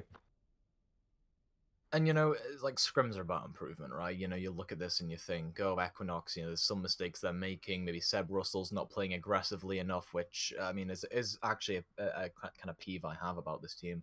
Is that either when Seb Russell goes in, there's no follow up. So then Seb Russell's kind of inclined, okay, I won't go in until I have the follow up. But then that leads to some kind of things where Cold Chaos can really aggress onto them. But I mean, that's really the only peeve I have with Spectral Equinox right now. And even so, I mean, that's it's a scrim. They're supposed to be improving on that kind of stuff. So it's really nice that they're not just tending towards that brawl composition, but we're seeing variety from them. We're seeing the Echo being whipped out. We're seeing even Break the Trick go over to that Hanzo towards the end, and we're seeing subs come through as well. Thunder has been subbed in for Ante here. Yeah, and they did play quite well in that first map where Ante did in fact DC, or I'm not sure what happened there. Overwatch might have crashed. I have no clue, but they left the game unexpectedly, and Thunder did have to come in. So I mean, I think Thunder played quite well. We only saw them for like half a map or something. But when they came in, they played well. They got the win on that last map, which they did play in, of course, and we liked seeing that. And I mean, on the side of Cold Chaos, we haven't seen any subs so far. But it does look like that they I don't know what I'm saying here, but I think they dealt with Thunder better than they dealt with Ante, right? Um, because when Thunder came in, I feel like they were a bit less dominant than they were maybe able to be with Ante. I mean, Ante was getting loads of picks. They on the Yeah. Echo, especially on the May, I believe, and then Thunder came in. They weren't as dominant and as good as they played on the team as Ante was, but hopefully they can definitely show us what they do have. We shall see here. It's Cold Chaos now that are kind of on the back foot. It's I mean, in terms of map score, it's 2-1 obviously. Equinox, they've got the advantage, so Cold Chaos got to come up with something maybe to deal with this warming up style that we've been seeing from Equinox. You know, it's every player that's contributing now. It's not just Brig the Trick or Blue Dog hard carrying. Like I said, we've seen the supports come into their own. We've seen Thunder and Seb Russell come into this. On the other side of things, I can't really say the same about Cold Chaos's support line, or, you know, I can't really give much credit to many other players on the team other than maybe, you know, Dingo, Effect, and sometimes Mickle.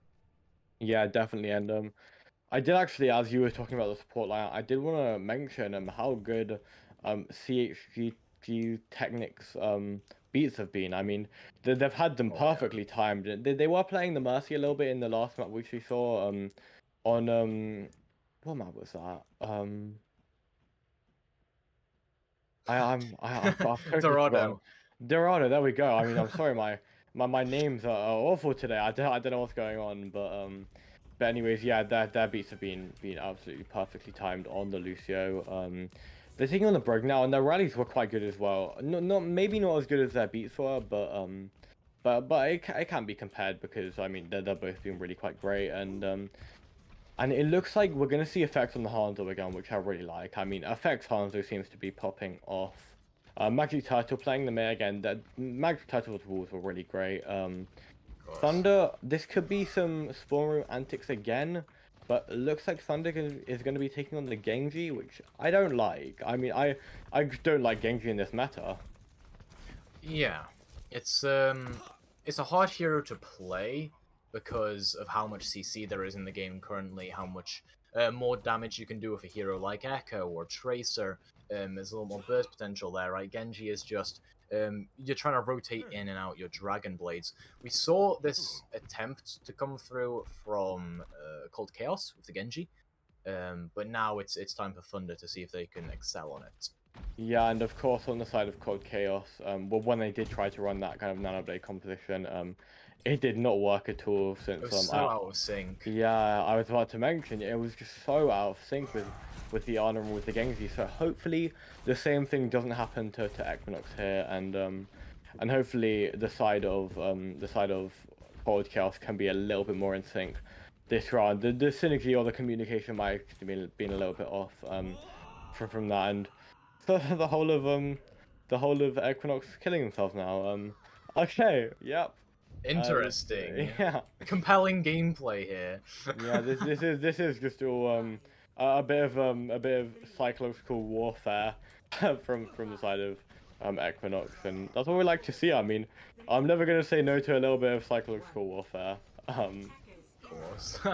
Well, see what happens here now. The rollout comes through. It's a brawl composition here for Cold Chaos, and I mean, they're probably going to want to take like a left or right side rotation. Just stay as far away from the open areas as you can, because that's where the soldier's really going to get their value. Break the trick here. It's been really good on the hit scan, and already rotating up to the high ground to try and play parallel to Cold Chaos, so see what happens. I mean, there is a bit of a contest right up against the door here, and the thing is, Dingo can't just walk in because there's so much damage coming through from Genji, the soldier, even the D.Va's just doing so much. I mean, look, 50% towards that bomb already. Micro missiles just deal so much AoE damage, and look at Thunder, has a very nice angle to just spam the shurikens into the here and play like a ninja, really, around the backside. Now, Effect, just try and go on the off-angle edge to try and get kills, as Seb Russell has already built that Primal Rage and just goes mad in the back of Dingo going down. I mean, there's nothing really to be had here for Cold Chaos, as the anti comes through onto Mikkel as well, so a DMAC is expected to happen here, and it does actually. Immortality Field just a little bit too late, and the cleanup is there.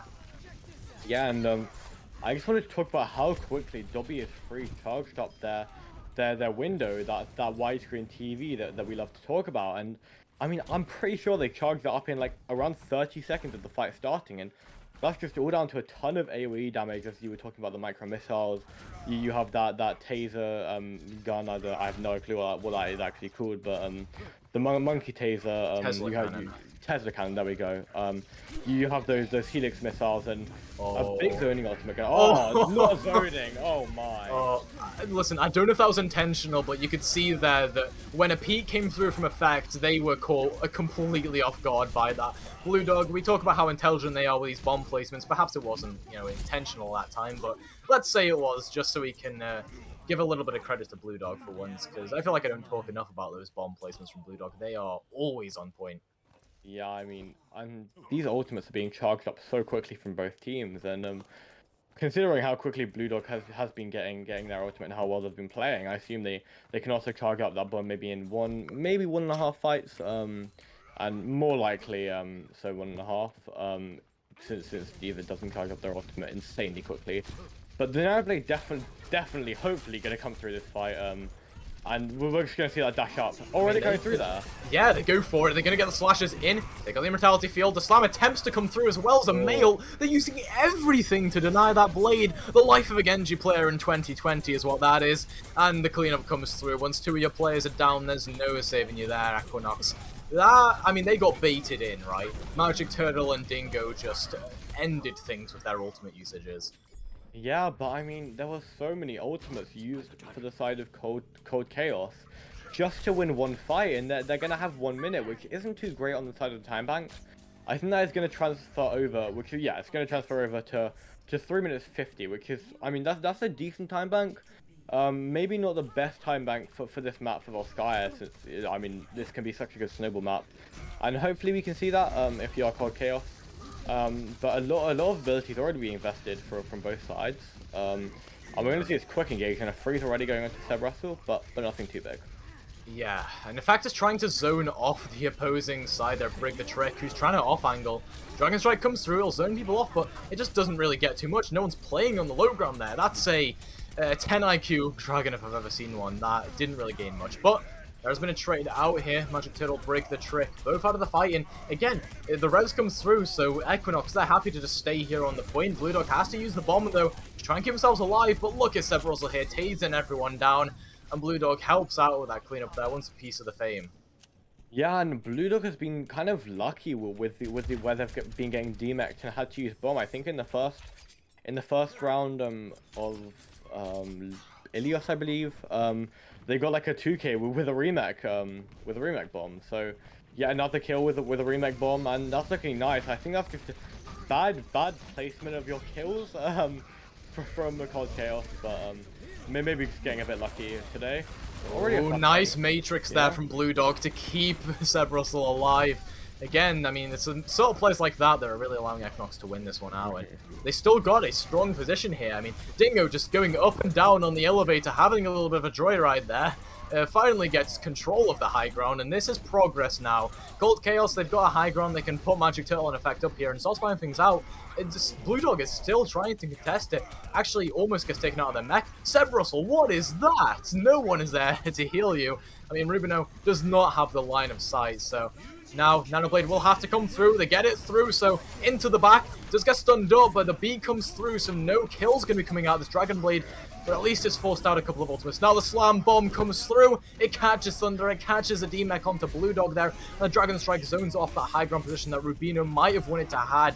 That's a better Dragon Strike from effect. They do still get taken out. In fact, Brig the Trick trying to come back on the Soldier. Catches 3 with the Visor. That is huge.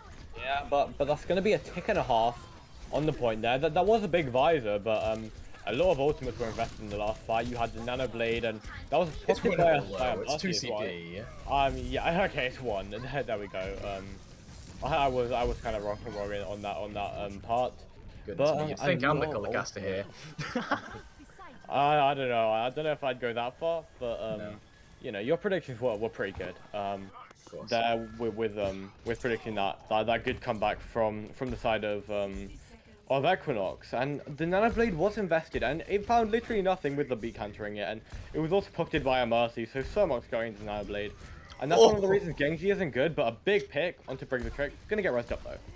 Yeah, they overstepped themselves ever so slightly there. You can't be straight up line of sighting a Pharah. Now, bomb comes through into the back line. It forces effect into that tight corridor where Soldier could have spammed them out. Break the Trick didn't recognize that quickly enough though, so Blue Dog, again, not getting value out of the bomb like they would like to.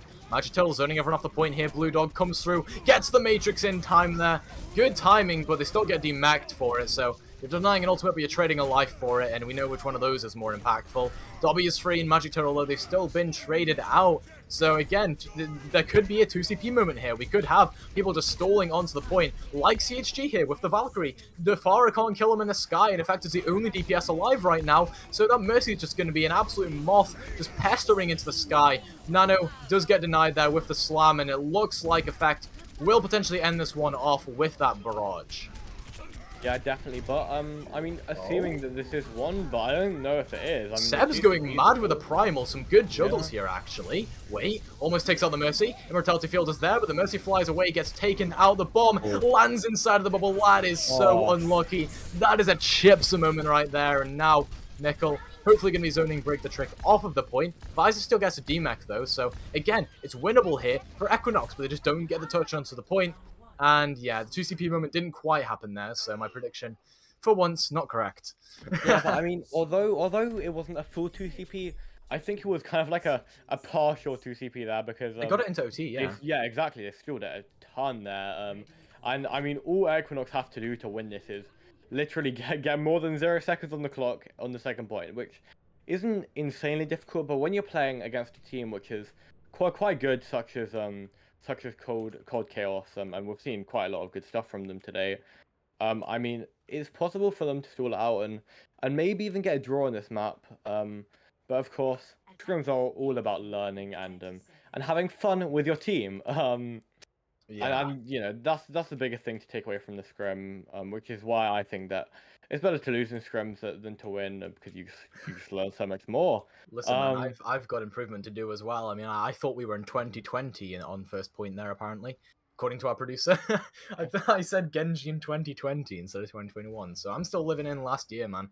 I wish I was, man. Oh god. Yeah, don't we all?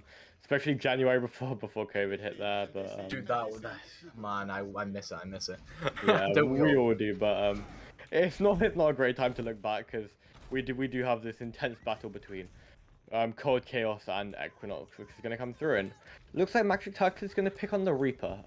And I don't mind that. I mean, I think the Reaper is quite powerful in the current meta. This could just be yet again a bit of spawn antics, considering most of that team has not picked yet. Could just be discussing comps, considering how the last round went. But we're going to see Thunder on the Pharah, and that's going to cause a lot of disturbance in the backline, assuming they do play Pharah correctly. Yeah, And I'm we're not gonna sure have the about this Mercy. Pharah from Thunder. Yeah, because that's going to be down one support, considering the Mercy's most likely going to be pocketing Thunder on the Pharah, as the pharmacy playing Pharah without pharmacy isn't too great, I mean, especially in scrims. who knows? You could have a pocket Ana. You could have a pocket Zarya. You never know. These Yeah, teams I could mean, whip out an entirely new strategy and revolutionize Overwatch as we know it. I mean, we've seen it before. I don't know where, but Have we? but I hope Have we we? have. I hope we have. Because I just said that. Yeah. I Um, mean, I can't remember the last time I saw a plat team revolutionize Overwatch more than like a top 500 coach has. But I don't know. you I think Lotus revolutionized Overwatch quite a listen, man, you wish. bit. And for That's anyone annoying. that doesn't recognize that name Lotus is because it was in fact an awful team. That was one of my older teams Oh. that I played on. Just a bit of an inside joke there between me and Toasty.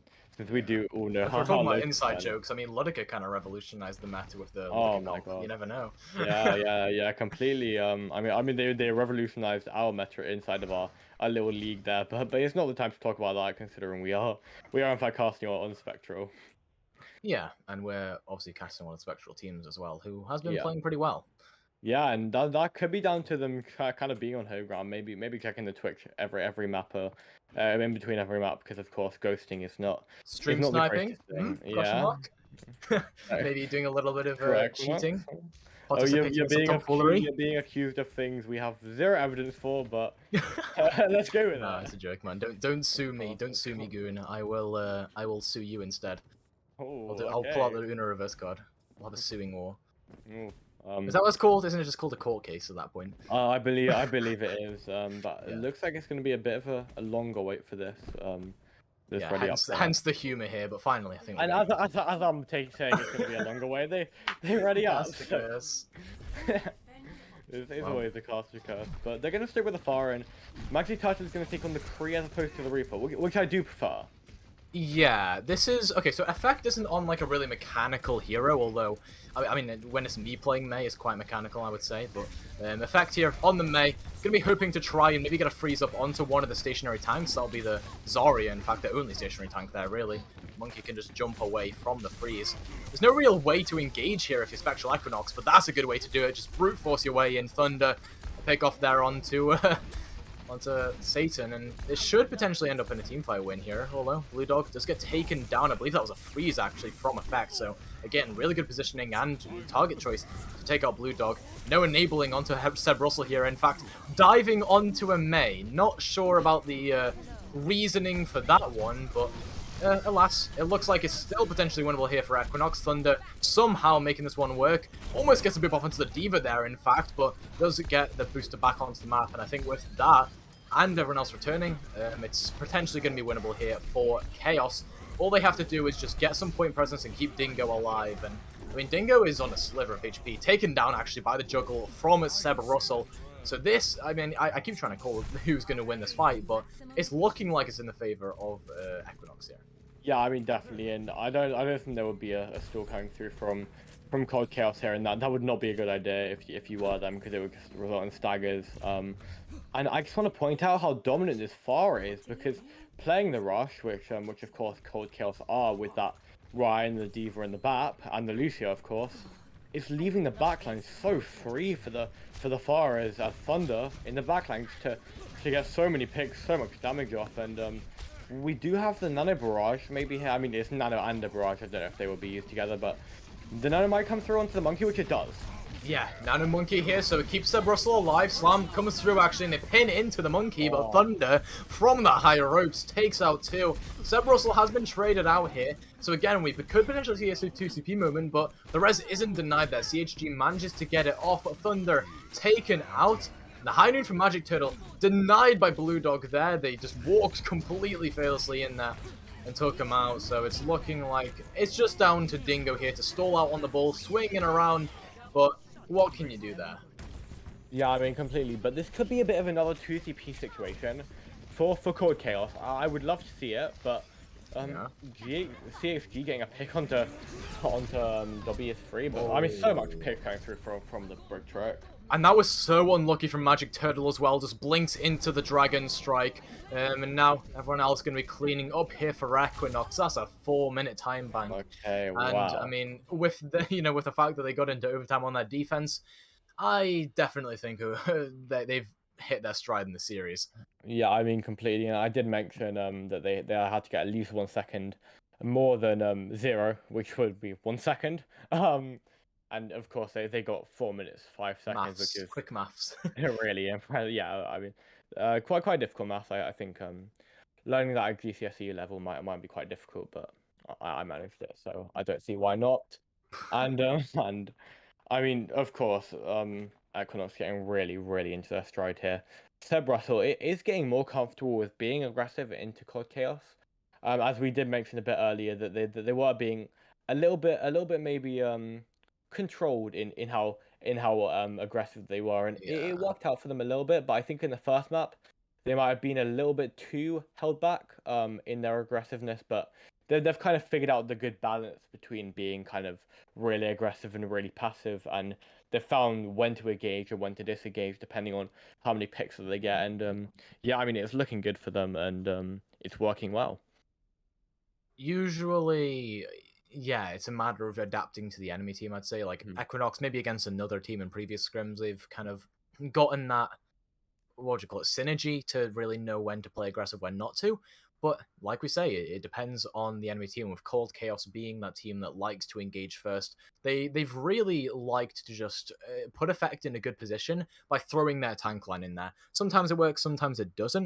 And I think Dorado was the turning point, right? Sebrosol on like maybe the first round of Dorado was super scared to engage, never contesting those high grounds against Dingo, never trying to take the aggressive positions.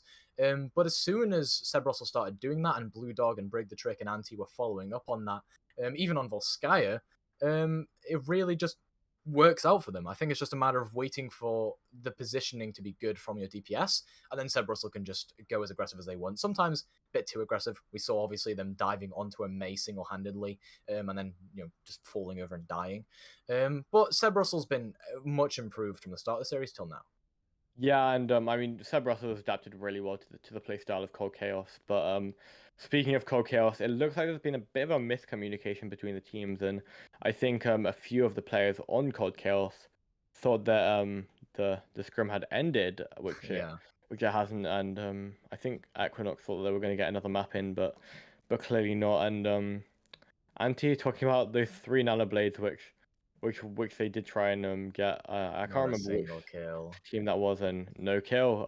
Which of course is why I hate Genji in the meta. I mean, there's so much to deal with that Genji, especially the nano blade, and that's why I mean you just should not invest two ultimates into practically nothing. I mean, it's unlikely to get one kill. Maybe even more. I mean, it's so unlikely to get more than even one. But looks like Mikkel is going to be getting invited back to the lobby, and everyone's going to be getting ready for the next map, which I think is going to be exciting. Another control map. Another King of the Hill kind of style map, which Cold Chaos did kind of dominate on the first point. And Toasty, how do you think this is going to go, considering how they played the first point and how Equinox have adapted to their playstyle? Well, I think from the side of Cold Chaos, what you want to tend towards here is potentially what you were doing on map one. Put Equinox in quite an uncomfortable position. Play some Orisa Hog. Maybe play some interesting kind of Orisa Sigma compositions. Throw something new out there against Equinox because I mean, if obviously it's a scrim, so winning might not be your priority, but if you want to Mhm. have some shred of like dignity in this series, I would definitely say that you just have to hope for a win here, especially considering this is a broadcasted game. Of course, you don't want to go down without a fight. So I think just throwing something like the Orisa Diva, like they're teasing right now, Orisa Hog, Orisa Sigma, or something that makes Spectral Equinox uncomfortable, I would say, is the way forward here for Cold Chaos. Yeah, definitely. I mean, I was actually about to talk about all of these boops and all of these environmental potential environmental kills, which I was hoping to see here. And we have CXG Technics taking the Brig on, which obviously you can use the whip shot to beat people off the map. You have the Hog, and that's known for getting environmentals. The Ball is well known for getting environmentals, and there's so much zoning potential with the mines and with that molten core from the top, which Ante is taking on right now, and of course, going with a double shield here. This could just be kind of deciding what they want to play in this spawn room, but looking at the double shield so far with effect yet again, taking on the Hanzo, which we like to see, and bring a trick, maybe leaking a little bit of a Bastion, particular. You know, I mean, No, no, no, no, something no. that I wouldn't mind seeing. You know, maybe a bit of a funny thing just to end off the scrim here. And of course, this is going to be the last map since we only have 20 minutes till it is in fact 10 o'clock CEST, which is the normal time for ending a 2 hour block of a scrim. And Yeah. Maggie Title also going for the brick. What do you think of that, Toasty? The Brig? You mean the Sorry, what? Torb? Sorry, The Torb. I'm thinking about the Torb. Sorry, I'm thinking about the brig, and I want to talk about the Torb. Yeah, it's interesting because if you're playing a Orisa Sigma, you're going to be playing a slow style, and I think that one lends itself into effects playstyle, but two, if you're playing this Torb, any kind of Ball or Winston style that Equinox want to throw out here, Magic Turtle just denies it, and like we see here as well, Fluffy Satan over onto the Brigitte now. So, maybe you were a prophet there, and you predicted the Brig pick. Yeah, I mean maybe a bit of a cost profit moment. I don't know what that is, but we are gonna see a TP out spawn with the sim, and I assume they're gonna change back on. Oh no! Oh my god! Oh, that's not what you That's want to see. that's a lovely start, and now they'll be the ones fighting for Oh, positioning. CHD Technics is already in position for a boop, can potentially go for one if they want to.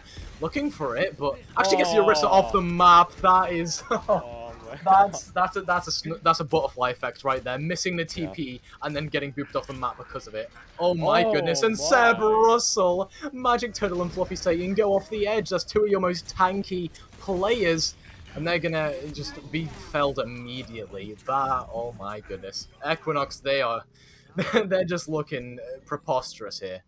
Yeah, and this butterfly effect type thing that we have been talking about a little bit throughout the whole series really That's a funny is not one. going onto the side of it's not working on the side of Cold Chaos. I mean, they've got two butterfly effect moments, one with that nano blade and one just now with that with that accidental TP, which I cannot get over. That's really not great. But hopefully we're gonna see a better engage now. We're gonna see Cerberus setting out for a boot, but Torb diff there. Okay. Yeah, Anti kind of poking their head out a little bit, or their body, I guess. As another movement comes through, CHD Tactics takes out Mikkel, and the Ash outduels the Torbjorn there, as expected. Now it's up to Effect, try and get the kill on Sienna. Diverts the attention over to the point, though. It's kind of confusing here, because there's two fights happening on two fronts, but looks like Seb Russell here cleaning up onto Fluffy Satan. Dingo going off the map as well, that whole hog. In fact, the sleep from Rubino, yoinking the pick away from Blue Dog there, and Blue Dog types into chat there, quite dissatisfied with the kill steal, but it does look like Effect is popping off here, in fact, going with 3 picks, looking for some more onto the Roadhog as well. I mean, Effect has just been off his rockers this series. Yeah, I mean, completely getting 3-4Ks left, right, and center, but Blue Dog holding the point really well here. I mean, they're pretty much solely holding the point and getting ultimates used. Okay, I mean, that was a waste. I mean, I'm gonna be blunt with this. That was a waste from the side of yeah, it was a complete waste since they're probably gonna lose this fight now. Oh my god. Yeah, absolutely, and Nancy cleaning up onto the enemy Torbjorn, getting a turret diff there, as it does look as if Equinox are stabilizing on 80% and counting. Now this is where, I mean, CHG Technics, of course, looking for maybe a boop on the side there or something. Probably getting a spotted out, I would assume. Alongside the ball as well. And that beat actually gets forced out, so a play that might have been good actually turning quite bad for Equinox, as they're forced to use a key ultimate very early on. Nano comes through onto the Ash. What is that? Rig the trick, trying to hit some shots with this anti. Instead, that helps with the cleanup onto the Orisa there. Affected Mikkel, trying to equalize here, and they have flipped the point over. Blue Dog desperately trying to stay alive against the enemy Roadhog here. Mikkel has that whole hog, can let her up if they want to. Doesn't need to, in fact, as it's the enemy Roadhog. Instead, Blue Dog takes out Mikkel with that, and forcing Effect into the corner. That is a massacre in the side room. And this will be the cleanup we love to see from Equinox. Just some tanks available here for Chaos, and well, they're not going to be able to get much off of that. Yeah, Blue Dog is crazy, and Anti getting a couple cleanup picks at the end, and does not look like Cold Chaos are going to be able to steal their own. Yeah, they won't, and Blue Dog's crazy. Their whole hogs have been mental there. Their hooks have been insane, and their environmentals, I think they got 1 or 2, have been absolutely perfection, which I love to see. And I mean, these capture the flag. I'm sorry, what? These King of the Hill maps have been working out really quite well for the side of Equinox so far, or at least this King of the Hill map. And they have gotten into their groove, because I was expecting it to go a little bit more to the way of to the side of Cold Chaos, but clearly not, considering how it's looking. And no one is out of time, but now everyone is desperately out of time, just to make sure a hit doesn't. All right, Hex, it's time to stall for 15 minutes while we wait for the game to start. Yeah. No, gonna be 20. Okay, time is still going up. Making it even worse. Yep, Dobby is free. Right. Clearly, yeah. I mean, adding time is definitely a free thing to do, but alas, I mean, we listen. That was a bad joke. We don't talk about it. Listen, just don't judge me. Anyway, Equinox here. they're teasing a symmetric composition. Now, this is what you'd standard. This is kind of your standard for Village, right? You get the TP to the point. You want to get there first. Lock it down with the sim turrets, the Junkrat, and honestly, you can make some cool plays with Symmetra. We've been seeing it in Overwatch League a lot in contenders, but you can TP around with that Symmetra and make some quite on-the-fly plays, and make some unfractious rotations that I think maybe Cold Chaos aren't expecting. Yeah, definitely. And I mean, with the sim, I'm not sure if this is just gonna be a TP out of spawn that they hopefully don't mess up. A little bit of flashbacks to last map, or last point even. But yeah, assuming that they do get that through, they could change onto maybe the Kree. I'm not really sure what they might want to play. Most likely the Kree, I'd say, looking at the composition so far. But they could also just stick with the sim and go with that for the rest of the map, or the rest of the point. Sorry, I keep on mixing those two up, especially on these King of the Hill maps. It's a little bit difficult to define between the map and the point and so on and so forth. But yeah, I mean, Magic Title going on the May, and I like that. I do like to see that because they've been getting really great walls on that May. Absolutely, and listen, I mean, you put Effect on the Hanzo. I mean, Effect was popping off last round on the Hanzo, and has been this entire series. I think this is the optimal composition. Sure, you might not. Oh, okay. Ignore everything I just said. Effect on the May, Magic Turtle on Symmetra. This is okay. That I mean, I think Effect on the Hanzo would have been better here, just from my opinion. But what do I know? Yeah, I mean, I completely agree with you. I think you're really right, and that TP's gonna go into that backside. Oh my god, so much damage. That's a massacre. Dingo does get traded out, so it doesn't matter too much here. Both sides, in fact, I would say Equinox with the advantage here because they're playing that Junkrat. They can just hold on the point here and deal the damage. Mikkel gets D-Mech there, and they're going to have to go for a disengage. Mikkel might even potentially have to sacrifice himself to get that mech back. But Effect has found two on the May here. I mean, May is basically Hanzo, right? Yeah, I mean, May is Hanzo with a little bit different projectile speed, but it really doesn't matter because we can see Effects popping off, but they do get picked off there. And the point is, of course, going to be taken by oh my god, I'm all for these names today. Cold Chaos. Oh no, Equinox. Yeah, well, no, Equinox. Yeah. My name game is not great today, but never mind. And Magic Title is going to have the symbol. Break the Trick not really getting symbol up. Maybe Magic Title is a little bit more of a microwave than Break the Trick, or their turrets might be doing a little bit more work. But a tire already coming up from the side of Equinox there. That could be quite big. Yep, and they just... No, okay. That's odd. That's so awkward. Anyway, Spectral, Anti get taken down there. Now Break the Trick just going to try and hopefully lock down this point with the sim turret as much as they can.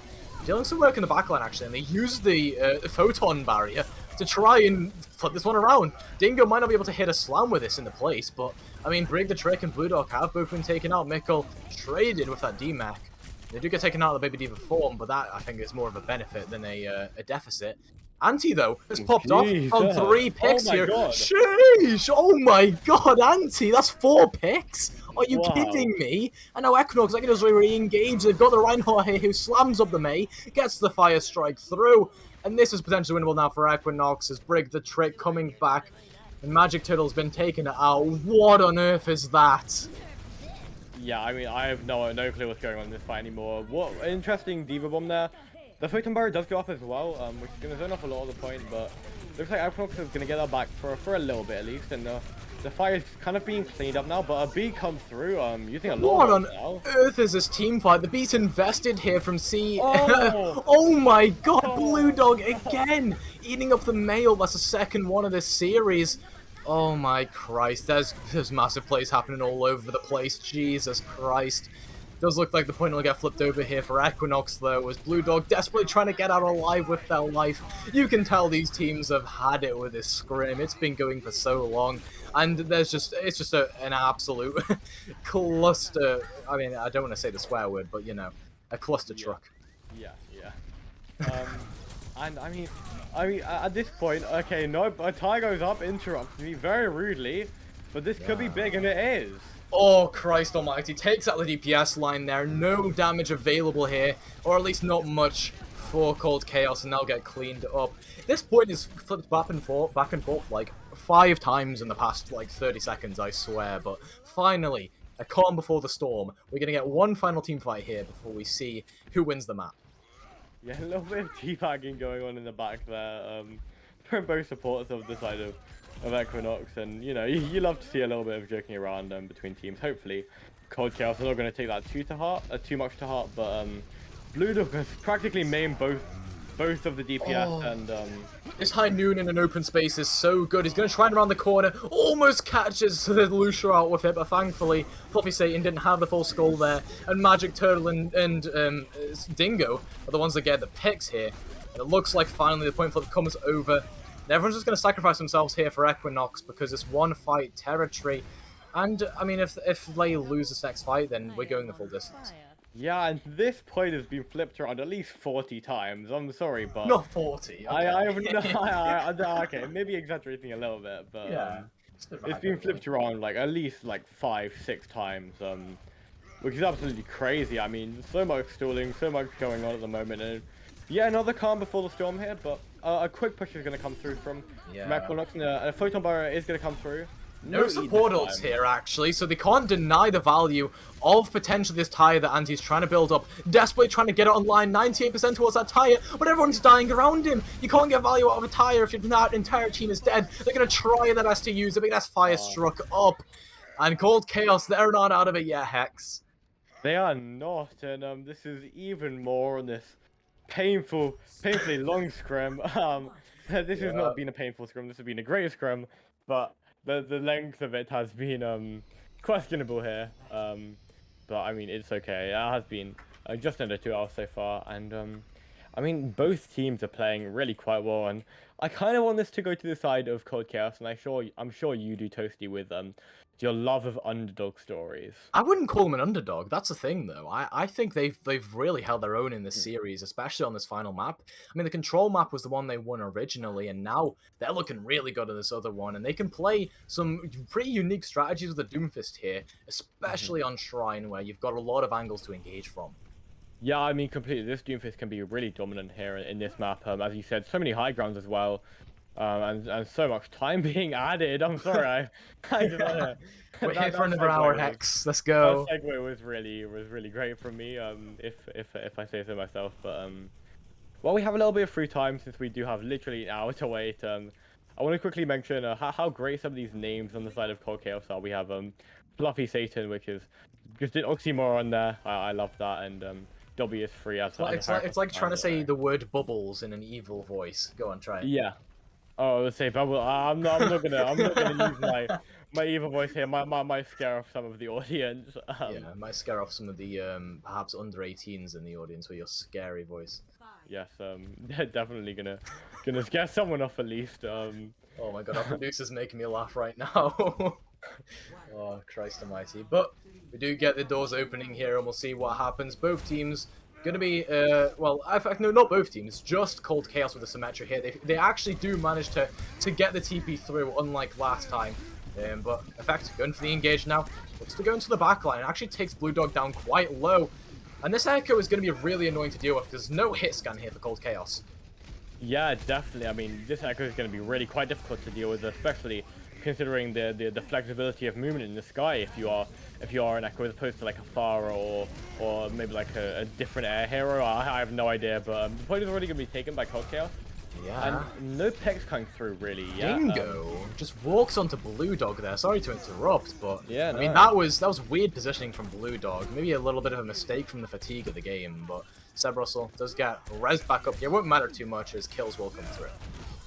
Yeah, and this is going to be a lot of picks coming through. That was such a good punch from both teams, and yeah, of course, they don't really want to call that player effect punch one trick on that Doom, but that was a really great punch. I mean, we haven't really seen any of their Doom so far, so I don't think it's a good idea for me to label yet. But I mean, we've been seeing quite a dominant fight so far from the side of Cold Chaos. Already 40% on the phone, which is a point, which is going to be quite a lot, and a few ults. The photo barrier nearly up for Magic Turtle, but an engage and a window coming up. Oh! There's so much laid in there, the window and the shatter, but Anti is bitten back with a tire, split in the middle of the punch from effect, in fact, but I don't think that's going to matter too much. Break the trick here on the point, hoping desperately to try and turn this one over, and it does happen. Blue Dog, in fact, is a better D.Va out of the two there. finally the flip comes through, and I mean, Blue Dog and Anti really just carried that fight for their team, as per usual. That's what we expect. Yeah, I mean, Anti pulling a hell of a lot more than their own weight in this team. I mean, it's really quite impressive to see what they can do, and Blue Dog as well getting like 3 this game, and a Photon Barrier already going up, and a few turrets as well. Gonna chunk up that ult charge a little bit. So they want to stop Blue Dog from using this bomb because of how deadly it can be, especially in the middle of a very chaotic team fight. So Photon Barrier did go up early, but now it's going to be Mikkel that pops over the bomb instead, takes down 2. In fact, Blue Dog, right as they used that bomb, they got taken out in Baby Diva form, so quite tragic if I do say so myself. Some cleanup actually coming through here from Cerberus and Brigatrix, so potentially maybe equalizing this fight, but they do get taken out, so I'll be eating my words there. Yeah, and Mikkel showing us what they've got bomb-wise, and we've been talking so much about Blue Dog's bombs, and I think Mikkel is kind of saying to us, you know, I mean, I have something in stock too for you guys, and of course, we love to see those kind of things. And Blue Dog has changed onto that hog now, and they've gone with the hog bull there. So they've gone back to this really chaotic composition that they like to play. The hook comes through from downtown, though. It catches onto Mikkel. But this is last fight territory now. Someone's going to have to clutch up and get a couple more picks here for Equinox. Blue Dog on the off angle trying to make it happen. And Brigatrix is going to go in there. Duplicates the Reinhardt, so has the pin available. Nanoed up, in fact, was slammed. What a play from Dingo there. A really intelligent slam. But the slam interrupted their Brigatrix, taken down even in that nano form. And Rubino has gone down. Cold Chaos, they could be retaining their dignity here in the series, despite it not going their way for most of it. They take out CHG Technics here. It's a tie from Anti that's going to have to try and clutch up again, and it does! Anti, as always, making the amazing play that equalizes for Equinox here, and this is the point flip. 34% on the board, so they've got a hell of an uphill battle, but they're making it work. Yeah, and Anti is like the Blue Dog of ties here. Considering how good they are, Blue Dog is with those Diva bombs, and I mean, Anti is going crazy. I mean, throughout this whole series, Anti has been going nuts. And maybe even high ping. I don't know, since they did have a DC earlier on. Hopefully, of course, that ping has maybe resolved itself, and I mean, we can see that it probably has, considering how they're playing now. A nice rotation coming through there. The composition is so weird. It's Braga Lucio. So the idea is they're just going to go in with that ball and hope for the best. And it actually works out here. Blue Dog and Anti, the ones to get the first picks off in that team fighting, they clean up pretty nicely. So once again, those 2 carry players that we were talking about. And I mean, 70% and counting, this is literally down to the wire, Hex. This is quite literally. And it is 99% to now 80% on the point. And it's looking good for the side of Cold Chaos. They have a couple ults. They have a lot of ults actually. They have maybe 4, maybe even 5, which is going to charge up this fight. Yeah. And they're going to come in with a hard push. It's going to be a miracle here from Equinox if they win this fight. Shatter comes through, catches onto Blue Dog, does get the rally pack, but it doesn't matter. And Rubino going down as well means it's potentially winnable now. Someone's going to have to try and clutch up here. The anti-tire. Let's see if they can make it happen again. They do. They take out 2 with it. That's 2 out of the map right now for Anti. And let's see if they can find some more. They're trying desperately to burst down the shield of Dingo. Getting swung onto, though. Somehow, on a sliver of HP, they remain alive. And the slam comes through here in from a Seb Russell. They're trying to turn this around. The DMAC comes through onto Mikkel, and they've taken down the Immortality field. That means that the Reinhardt doesn't have much sustain, and they take out Dobby is free. Dingo, traded out as well. It's just trades all over the board right now, but it looks like Equinox might be at a little bit of an advantage. Magic Turtle back on the Reaper here, trying to take out that Roadhog on the off angle. The Mines will zone everyone off of the point, though, and Cold Chaos, they're the ones that have to try and make a clutch play. Effect is swapped over to the far of all heroes, but finally, Equinox, they win that round out, and they deny the map from the side of Cold Chaos. That was chaos. That was chaos, which is suggested by the name of Cold Chaos, and we are going to be heading back into the lobby now, and that was the final map, ending exactly on 10 o'clock CEST, which is perfect timing, considering when these scrims are technically supposed to end. And Toasty, are you okay? Because that fight was a hell of a fight, and that went on for a real long time. Listen, man, if there's one thing I have to say, it was a banger of a match. Yes, it really absolutely really was. holy man. Wow, I mean, that's literally just a masterclass from both those teams, right? I mean, that's one of the best 3K scrims I've watched in a while. Despite Equinox, maybe the scoreline predominantly winning it, um, but Cold Chaos, I mean, they put up an amazing fight, Hex. Yeah, I mean they completely did, and this could be down to like a bit of a synergy diff because earlier on we were talking about how Equinox is pretty much like the admin team or the owner team together in a team, um and I mean that could just be a bit of a synergy diff. I'm not sure, but they definitely played just a sliver better, and we saw about how close a few of those maps were, and I'm not entirely sure if we're going to be heading into an interview here. It was suggested in I would chat, considering assume it is not. a Spectral team, but yeah, I would also assume not, considering it was a scrim. And yeah, so we're not going to get an interview today, but it was a really, really great match. Absolutely, Hex. And I mean, that'll wrap it up for the coverage from me and Hex. Thank all of you who came out and watched this cast. It was an insane one between Spectral, Equinox, and Cold Chaos. Ends up with Spectral Equinox obviously taking most of the maps in that series, but hey ho, I mean, it was a good series. Thank you all for watching, and we'll see you in a couple of days for our next broadcast.